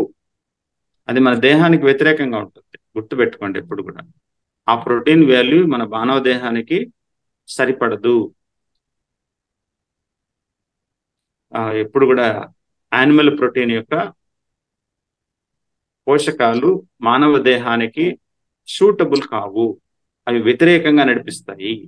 గుర్తుపెట్టుకోండి. అవి దేహాన్ని కొట్టి నడిపిస్తాయి. మనకు అర్థం కాదు. ఆ కొట్టడం వల్ల కొన్ని డ్యామేజ్ అయిపోతాయి లోపల. కానీ ప్రకృతి ఇచ్చినటువంటి పాలు ఆ దేహాన్ని స్మూత్ గా బుజ్జగించి నడిపిస్తాయి, దేహానికి ఎలాంటి హాని లేకుండా నడిపిస్తాయి. అది ప్రకృతికి జంతు సంపదకి ఉన్నటువంటి తేడా. కాబట్టి ఇది గుర్తించాలి. మీరు చెక్ చేసుకోండి, అది తీసుకున్నప్పుడు వారం రోజులు ఎలా ఉంటుంది, తీసుకుంటే వారం రోజులు ఎలా ఉంటుందో ఒక వారం మీరు దీన్ని పరిశీలించండి, మీకు తెలిసిపోతుంది. అదే అనుభవ జ్ఞానం అంటే. డాక్టర్ చెప్పాడండి గుడ్లు తినమన్నాడు, డాక్టర్ చెప్పాడండి పాలు తాగమన్నాడు కాదు. ఆయన చెప్పిందంతా చేస్తాం. ఇప్పుడు డాక్టర్ని దేవుడిగా నమ్ముతున్నాం ఈరోజు, రోగం వచ్చిన ప్రతి వ్యక్తి కూడా. కానీ మనముకు మనమే డాక్టర్ అవ్వాలి, అంతేగాని మనకెవరు డాక్టర్లు ఉండకూడదు ఇక్కడ. ఇది గుర్తుపెట్టుకోండి. Thank you so sir. Okay, మీకు అందరికీ టైం ఎక్కువైనట్లుంది. లేదు సార్, పర్వాలేదు. మీ పనులు ఎవరైనా మీకు డౌట్స్ ఉంటాయి. ఉంటే అడగండి సార్. సార్ నమస్తే అండి. సార్ నమస్తే. సార్ నమస్తే అండి. నమస్తే, చెప్పండి. సార్ వాటర్ ని ఎలా తీసుకోవాలో చెప్తారా? వాటర్ మన దేహం బరువును బట్టి 70% వాటర్ ఇవ్వాలండి రోజులో. Okay sir. 70% అంటే ఇప్పుడు 60 కేజీల శరీరం ఉందనుకోండి, 60 ఇంటూ 70తో లెక్కేసుకోవాలి. ఎంత అవుతుందో చెప్పండి. 42 42 అండి. 4.2 లీటర్లు. 4.2 అవునండి. ఆ నీళ్ళని ఎట్లా ఆ తీసుకోవాలి? దేహానికి ఇవ్వాలి. అవి 2 లీటర్లు ఉదయం ఇవ్వాలి, ఒకేసారి ఇవ్వాలండి సార్? 2 సార్లుగా ఇవ్వాలి, ఒక గంట గ్యాప్ తో. ఒక 5 గంటలకు ఇస్తే 1 లీటరు, మళ్ళీ 6-6:30కి 1 లీటర్ ఇవ్వాలి. ఓకే. గోరువెచ్చని నీళ్లు at a time 1.5 litre 1 litre at a time ఇవ్వాలి. అదేదో నేను అర్ధ గంట సేపు 1 లీటర్ తాగానంటే కుదరదు. ఒక 2 నిమిషాల లోపలనే ఇవ్వాలి, 1 నిమిషం లోపలనే 1 లీటర్ ఇవ్వాలి, మళ్ళీ 1 నిమిషం లోపల 1 లీటర్ ఇవ్వాలి గంట తర్వాత. అలా ఇస్తే మీకు బాగా ఫ్రీ మోషన్, ఇన్నర్ వాష్ అవుతుంది. గోరువెచ్చని నీళ్ళు ఇవ్వాలి, చల్ల నీళ్ళు ఇవ్వకూడదు. అదేవిధంగా ఉదయం బ్రేక్ఫాస్ట్ అయిన 2 గంటల నుంచి మధ్యాహ్నం లంచ్ లోపల 1 లీటర్ ఇవ్వాలి కొద్ది కొద్దిగా. మధ్యాహ్నం లంచ్ నుంచి సాయంత్రం డిన్నర్ చేసే లోపు మళ్ళీ 1 లీటర్ ఇవ్వాలి కొద్ది కొద్దిగా. అవి ఒకసారి కాదు, 4 సార్లు 4 గ్లాసులు అలా ఇవ్వాలి. 20 నిమిషాలకు 30 నిమిషాలకు 1 గ్లాస్ చొప్పున. ఒక 2 అవర్స్ లో 4 గ్లాసులు నీళ్ళు ఇవ్వాలి, 1.5 అవర్లో. సో ఇలా పెట్టుకోవాలి మన పద్ధతి. తినిన 2 గంటల తర్వాతనే నీళ్లు మొదలు పెట్టాలి. తినకముందు అర్ధ గంట తాగి ఉంటే చాలు. ఈ విధంగా చేయాలి. భోజనంతో పాటు నీళ్లు ఎవరు తాగకూడదు, ఈ ఆహారం తిన్నా కూడా. అర్ధ గంట ముందు, 2 గంటల తర్వాత, ఇది గుర్తుపెట్టుకోవాలి. సాయంత్రం 5 గంటలకు మనం నీళ్లు తాగే ప్రక్రియ ఆపేయాలి. 5 తర్వాత నీళ్లు తాగకూడదు. 5 తర్వాత నీళ్లు తాగితే నైట్ నిద్రలో డిస్టర్బెన్స్ అవుతుంది, యూరిన్ పాస్ వస్తూ ఉంటాయి. కాబట్టి 5 గంటలకు నీళ్లు తాగడం ఆపేయాలి, మన టార్గెట్ క్లోజ్ అయిపోవాలి. ఇది గుర్తుపెట్టుకోవాలి. 6:30-7 లోపల డిన్నర్ అయిపోవాలి. 6:30కే డిన్నర్ అయిపోవాలి. 5కు నీళ్లు ఆపేయాలి, 6కు డిన్నర్ చేసేయాలి. ఇది మన జీవన శైలిలో నీళ్లు తాగే పద్ధతి. Thank you sir. నెక్స్ట్ మనకు వీలైనంత వరకు ఒకసారి కానీ 2 సార్లు కానీ వంటలు స్కిప్ చేయాలి. వంటలు స్కిప్ చేసేసి మనము ప్రకృతి సిద్ధమైన ఆహారం తినడం నేర్చుకోవాలి. ఓకే, ఇంకెవరైనా ఉన్నారా? ఇంకెవరైనా డౌట్స్ ఉంటే అడగండి. చక్కగా సార్ ఇంత మంచి క్లాస్ ఇచ్చారు, దీన్ని ఆచరిద్దాము. ఒకటేసారి అవ్వకపోవచ్చు కానీ నిదానంగా మీకు డైట్ షీట్ నిదానంగా. పంపిస్తానమ్మా, మీకు డైట్ షీట్ పంపిస్తాను, మీ గ్రూప్ ఫార్వర్డ్ చేసుకోండి. సరే సార్. మీ మొబైల్ పంపిస్తాను. పగలు ఏదో టైంలో ఉదయం నుంచి సాయంత్రం వరకు మనం ఎలా ఆహారం తీసుకోవాలి, ఎలాంటి నీరు తాగాలి, ఎలాంటి వంటలు ఎలా చేసుకోవాలి మనకు హాని లేకుండా అనేవన్నీ కూడా మీకు తెలుగులో టైప్ చేసి పంపిస్తాను. Okay sir. దాన్ని మీ గ్రూప్ లో ఫార్వర్డ్ చేసుకోండి. చేస్తాను సార్. నేను హెల్త్ గ్రూప్ అని ఒకటి ఓపెన్ చేశాను. ఈ హెల్త్ గ్రూప్ లో దాదాపు ఒక 200 మంది పైన ఉంటారు. Okay sir. అది ఇప్పుడు నిన్న మొన్న చేశాను, ఎందుకంటే ఈ ఫోన్ దాడి పడలేక నేను గ్రూప్ క్రియేట్ చేసేసి అందులోకి వాళ్ళ నెంబర్ యాడ్ చేసేస్తున్నాను. మంచి పని చేశారు సార్. ఇంకా నిమిషానికి కాబట్టి అన్ని కాల్స్ అంటే ఎవరు తట్టుకోగలుగుతారు? ఆ, ఎలా ఉందో చూడండి, ప్రపంచము ఎంత అధ్వానం అయిపోయింది అంటే ఇవంతా కూడా మీరు చెప్పినట్టు నిమిషం కూడా గ్యాప్ ఇవ్వకుండా పోతూనే ఉంటాయి. ఏ అర్ధరాత్రి లేదు, పగలు లేదు, టైమే లేదు అసలు. No time. కాబట్టి మనం అందరూ కూడా ముందు జాగ్రత్త చర్యగా ఉండాలి. కాబట్టి మనము మీకు డైట్ షీట్ పెడతానమ్మా, మీరు చదవండి, అందరికీ కూడా ఫార్వర్డ్ చేయండి. ఫార్వర్డ్ చేయండి. ఓకేనండి, ఇవాళ క్లాసు ముగిద్దాం. నెక్స్ట్ ఒక చిన్న మళ్ళీ డౌట్ ఒకసారి కలుసుకుందాం. Thank you. ఎవరైనా డౌట్స్ ఉన్నాయమ్మా? ఒక చిన్న డౌట్ మేడం. ఆ, అది నాకు చిన్నది సర్జరీ అయింది సార్ కాలు మీద. అంటే అది ఫ్లష్ ఇంకా కూడలేదు చెప్పండి, అని పవర్ చెప్పారు. పోయిందిరా, చెప్పండి. హలో, సార్ చెప్పండి అమ్మా. అది కాలు మీద సర్జరీ అయింది సార్, అది ఫ్లష్ కూడలేదు అనేసి అంటున్నారు సార్, స్టిచెస్ దగ్గరికి పడలేదని. అలా ఉన్నప్పుడు ఎలాంటి ఆహారం తీసుకుంటే బాగుంటుంది సార్? నేను చెప్పే డైట్ షీట్ తీసుకోండి అమ్మా, సరిపోతుంది. సరే సార్. అంటే అంటే మీరు పప్పులు అలాంటివి ఏం తినకూడదు అని చెప్పేసి అన్నారు సార్. పప్పు తినకూడదు అంటే ప్రోటీన్స్ ఉండకూడదనా? అంటే శనగపప్పు అలాంటివన్నీ చీమ్ పడతాయని చెప్తున్నారు సార్. చల్లని పప్ప, శనగపప్పు, శనగపప్పు, శనగపప్ప, పెసరపప్పు అలా. అవన్నీ ఏం లేదమ్మా, ఏది చీమ్ పట్టదు. ఒకటి గుర్తు పెట్టుకోండి, ఎప్పుడైనా కూడా మీరు కరివేపాకు పొడులు, నేను మీకు పొడి ఎలా చేసుకోవాలో కూడా మీకు రాసి పంపిస్తాను. ఆ పొడిలు కూడా మీరు అలా తయారు చేసుకొని మీ వంటల్లో వాడుకోవచ్చమ్మా. ఇక్కడ మీ కారణం ఏంటంటే మీ పప్పులు కాదు మీకు ఇబ్బంది పెట్టేది, మీరు అందులో వేసే ఉప్పులు. గుర్తుపెట్టుకోండి, ఈ ఉప్పులు, నూనెలు, చింతపండు ఇలాంటి కలిసి మీకు శరీరంలో ప్రయాణం చేసినప్పుడు జరిగేటువంటి తప్పులు, ఇది గుర్తుపెట్టుకోండి. మనం ఎప్పుడు కూడా వాటిని అనుమానించం. అవి కాదు, పప్పు కాదు తప్పు, ఆ పప్పులు వేసే ఉప్పు చేసే తప్పు అది. ఉప్పు, నూనె, చింతపండు, మసాలాలు ఇవన్నీ వేసి మనము ప్రెషర్ కుక్కర్లో పెట్టి ఉడికిస్తాం. ప్రెషర్ కుక్కర్లో 320 డిగ్రీల్లో ఉడుకుతుంది. ఈ 320 డిగ్రీల్లో ఉడికినప్పుడు మీ పప్పు ఛిద్రం అయిపోతుంది, మీ పప్పు పప్పులాగా ఉండదు. కాబట్టి దయచేసి అర్థం చేసుకోండి. మీరు మట్టి పాత్రలో 40 డిగ్రీల్లో పప్పు చేయండి, ఉప్పు వేయొద్దు, నూనె వేయొద్దు, చింతపండు వేయొద్దు, ఈ మూడింటిని ఆపేసేయండి అందులో. అప్పుడు చేసుకొని తినండి, మీకు ఎలాంటి హాని జరగదు. ఇది గుర్తుపెట్టుకోండి. ఎండుమిర్చితో చేసుకోవాలనుకోండి, పచ్చిమిర్చి వేయకండి, ఇలా వండుకోండి. మంచి ఆకుకూరలు, మంచి కాయగూరలు, అందులో నువ్వులు, అవిసెలు ఇలాంటివన్నీ వేసి మీరు ఎలా వండుకోవాలో కూడా మీకు డైట్ షీట్ లో మీకు ప్లాన్ ఇస్తాను. ఆ ప్రకారంగా మీరు వంటలు వండుకోవచ్చు.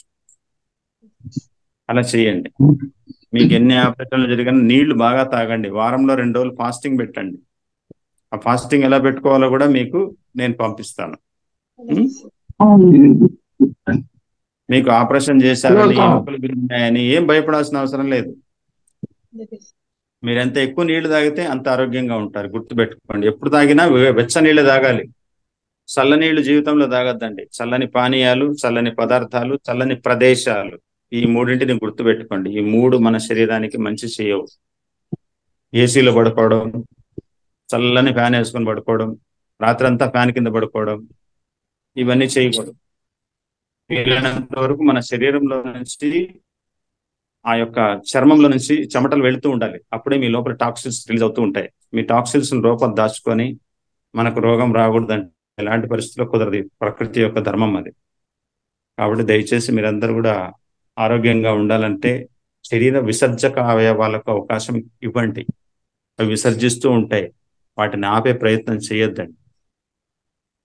ఇది మీకు తెలియాల్సింది. శరీరం ఫ్లెక్సిబుల్ గా ఉండాలంటే నీళ్లు సంపూర్ణంగా ఇవ్వాలి శరీరానికి. ఆ నీళ్లు ఇవ్వకపోవడం వల్లనే మీ లోపల డిపాజిట్లు అయిపోయి మెడికల్ కాంపౌండ్స్ అయినా, మన టాక్సిన్స్ అయినా ఇవన్నీ లోపల దాక్కొని మనకు సృష్టించేటువంటి రోగాలు. కాబట్టి శరీరం ఎప్పుడు వ్యాకోచింపం జరగాలి, మీ లోపల ఉన్నటువంటి టాక్సిన్స్ చెత్త అంతా బయటకు వెళ్తూ ఉండాలి. అప్పుడే మీ శరీరం ఆరోగ్యంగా ఉంటుందని గుర్తుపెట్టుకోండి. ఓకే,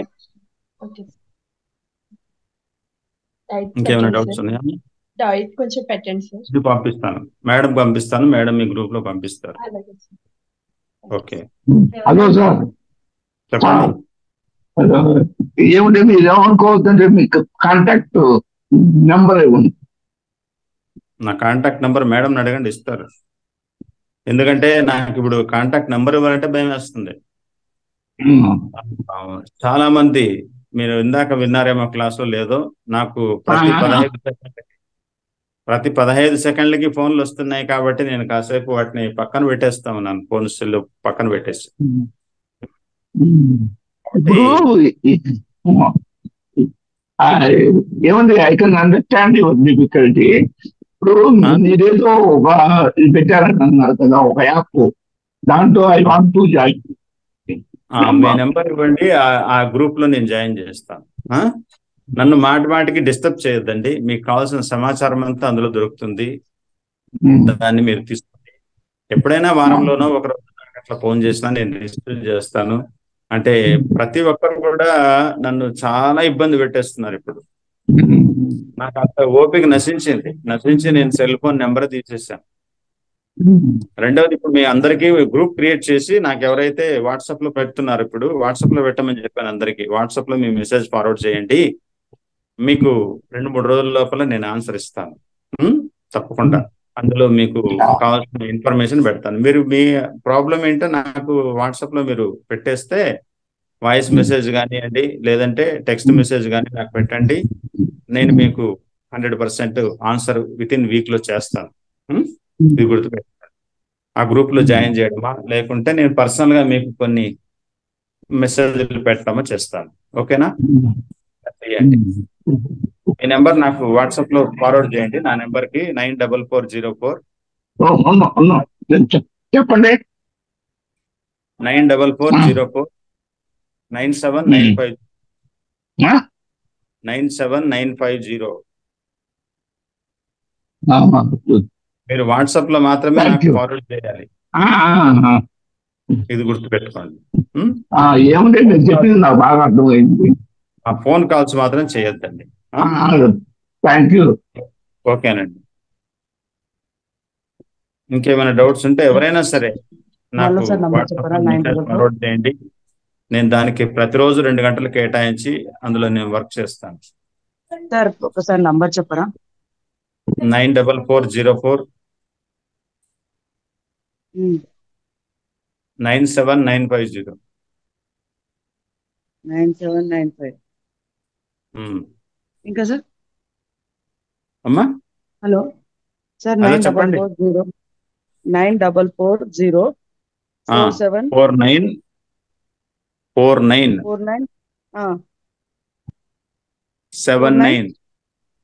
7950. ఈ నెంబర్కి వాట్సాప్ లో మీరు వాయిస్ మెసేజ్ కానీ టెక్స్ట్ మెసేజ్ కానీ పెట్టండి. నేను మీకు 2-3 రోజుల్లో ఆన్సర్ చేస్తాను. ఓకేనండి. మీరు డైరెక్ట్ గా వాయిస్ కాల్ చేసి ఏం డిస్టర్బ్ చేయొద్దండి. నేను అందరికీ ఆన్సర్ చేస్తాను తప్పకుండా. ఓకేనమ్మా? థ్యాంక్ యూ అండి. ఓకే. ఓకేనమ్మా? ఎవరికి డౌట్స్ ఏం లేవా? క్లియరా? ఎవరన్నా అడుగుతారా?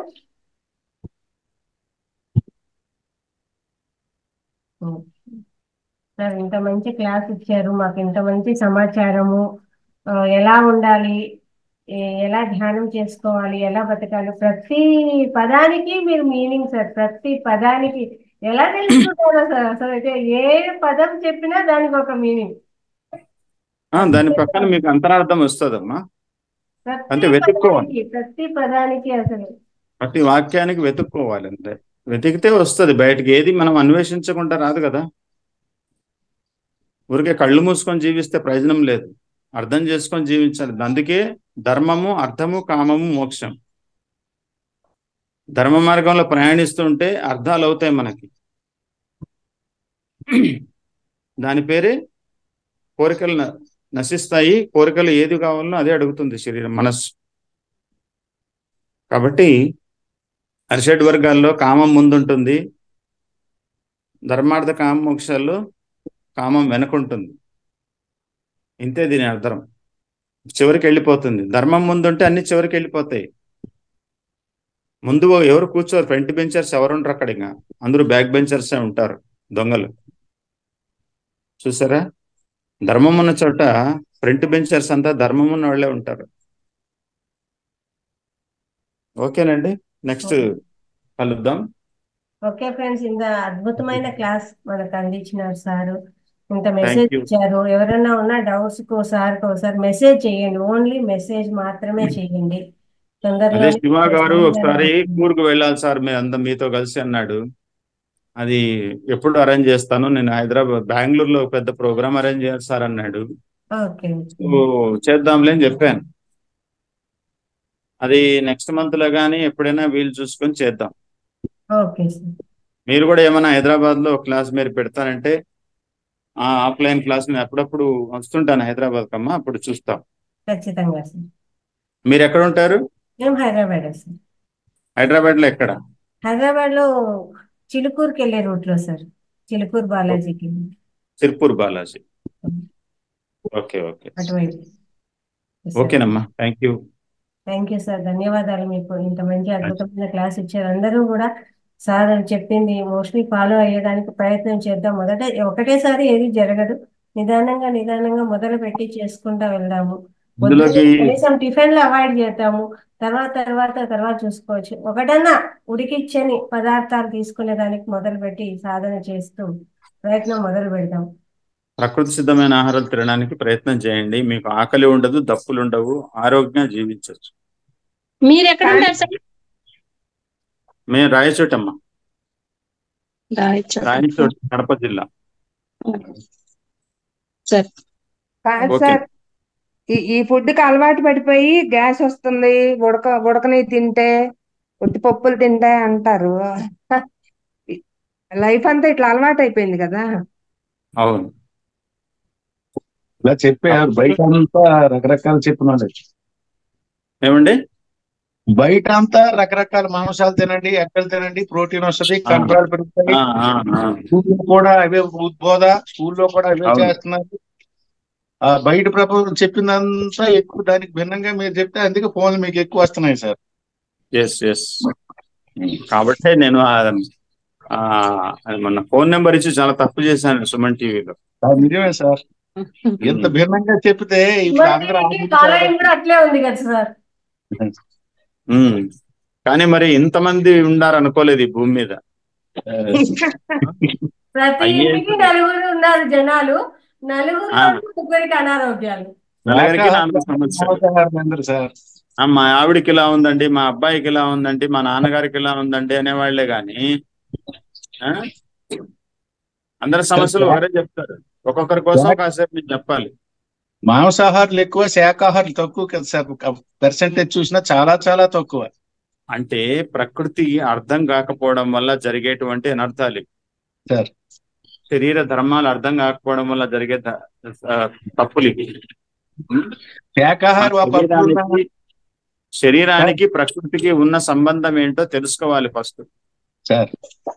అది తెలుసుకుంటే ఎవడు తప్పు చేయడు. శాకాహారి ఒకప్పుడు ఉన్న మాంసం పక్క ఎంకరేజ్ చేసే వాళ్ళు ఎక్కువ ఉన్నారు సార్. మీరు తినరా విక్రింపులు వేళాకోళాలు. మనకి ఎందుకండి వాళ్ళ ఎక్కిరింపులతో, మన వేళాకోళాలతో? మనకు సత్యం తెలిసి ఉంటే మనము అన్వేషణ సరిగా చేస్తే మనకి ఎందుకు వస్తాయి డౌట్స్? ఈ ప్రపంచానికి నేనే స్ఫూర్తిగా నిలబడాలనేటువంటి తపన ఎవరికి ఉంటుందో వాడిని ఎవడు మార్చలేడు, గుర్తుపెట్టు. అంత ఆత్మస్థైర్యం ఒక్కసారిగా రాదు కదా సార్, మెల్లిమెల్లిగా వస్తుంది. ఏమండి? అంత ఆత్మస్థైర్యం ఒక్కసారిగా స్టార్టింగ్ లో వచ్చింది కదా సార్. అది ఎప్పుడు వస్తుంది? మనం అంతర్ముఖమైనప్పుడు వస్తుందండి సార్. ఎప్పుడు బాహ్య ప్రపంచంతో ఉంటే అర్థం కాదు సార్.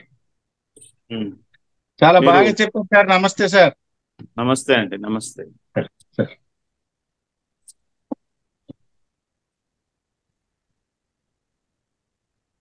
ఓకే అమ్మా. ఓకేనా ఫ్రెండ్స్? అంతేనా? ఇంకెవరైనా కృష్ణం రాజు గారు ఏమైనా అడుగుతారా? ఏం సార్ చెప్పండి. ఇప్పుడు మనము ఇక్కడుండి ఎక్కడో ఆలోచిస్తా ఉంటాం కదా అండి, అంతర్ముఖం అంటే అట్లా ఉంటదా లోపల? అవునమ్మా. అంటే ముందు ఆహారంతో సాధన మొదలు పెట్టాలమ్మా. దేహశుద్ధి జరగాలి ఫస్ట్. ఎప్పుడైతే దేహశుద్ధి మొదలవుతుందో అప్పుడు మీ చిత్తము పరిగెత్తడం ఆపుతుంది, గుర్తుపెట్టుకోండి. ఏవేవో ఆలోచనలు వస్తూ ఉన్నాయంటే మీ లోపల శరీరం పరిశుభ్రంగా లేదు అని అర్థం. ముందు ఆహారంతో మొదలవ్వాలి, వ్యవహారం మారుతుంది. ఆహారం మారితే వ్యవహారం మారుతుంది.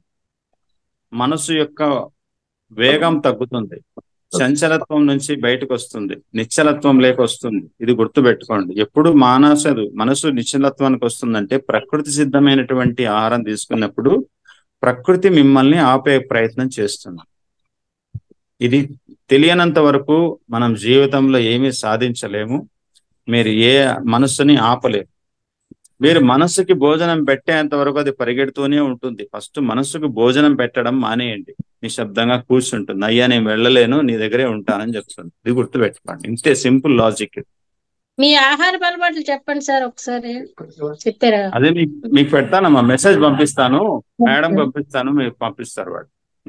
ఒక్కొక్కరికి ఒక్కోసారి చెప్పాలంటే కష్టము. సరే సార్. క్షుణ్ణంగా మీకు A to Z ఉదయం నుంచి సాయంత్రం వరకు ఏం చేసుకోవాలో నీట్ గా మీకు షెడ్యూల్ పంపిస్తాను. మీరు దాన్ని క్షుణ్ణంగా చదవడం నేర్చుకోండి. కొద్దిగా చదివేసి ఏదో డౌట్ క్రియేట్ చేసుకొని వెంటనే నాకు మెసేజ్ పెట్టద్దని. మీరు పూర్తిగా చదివితే పూర్తిగా అర్థమవుతుంది, కొంచెం చదివితే కొంచెమే అర్థమవుతుంది. గుర్తుపెట్టుకోండి. మీకు కావాల్సిన సమాచారం అంతా ఇస్తాను. ఓకేనా? అలాగే. అలాగే. అది ఫోన్లో చెప్పేది కాదు. Thank you sir. Thank you. ఓకేనండి. అందరూ కూడా సార్కి ఒకసారి గట్టిగా ధన్యవాదాలు తెలియజేద్దాం ఫ్రెండ్స్. ఇంత అద్భుతమైన క్లాస్ ఇచ్చారు మనకు. దాన్ని ఫాలో అవుదాము, ప్రయత్నం చేద్దాము. ఓకేనా? ఓకేనమ్మా, ఉంటాను. Thank you. Okay sir. Thank you sir. ధన్యవాదాలు.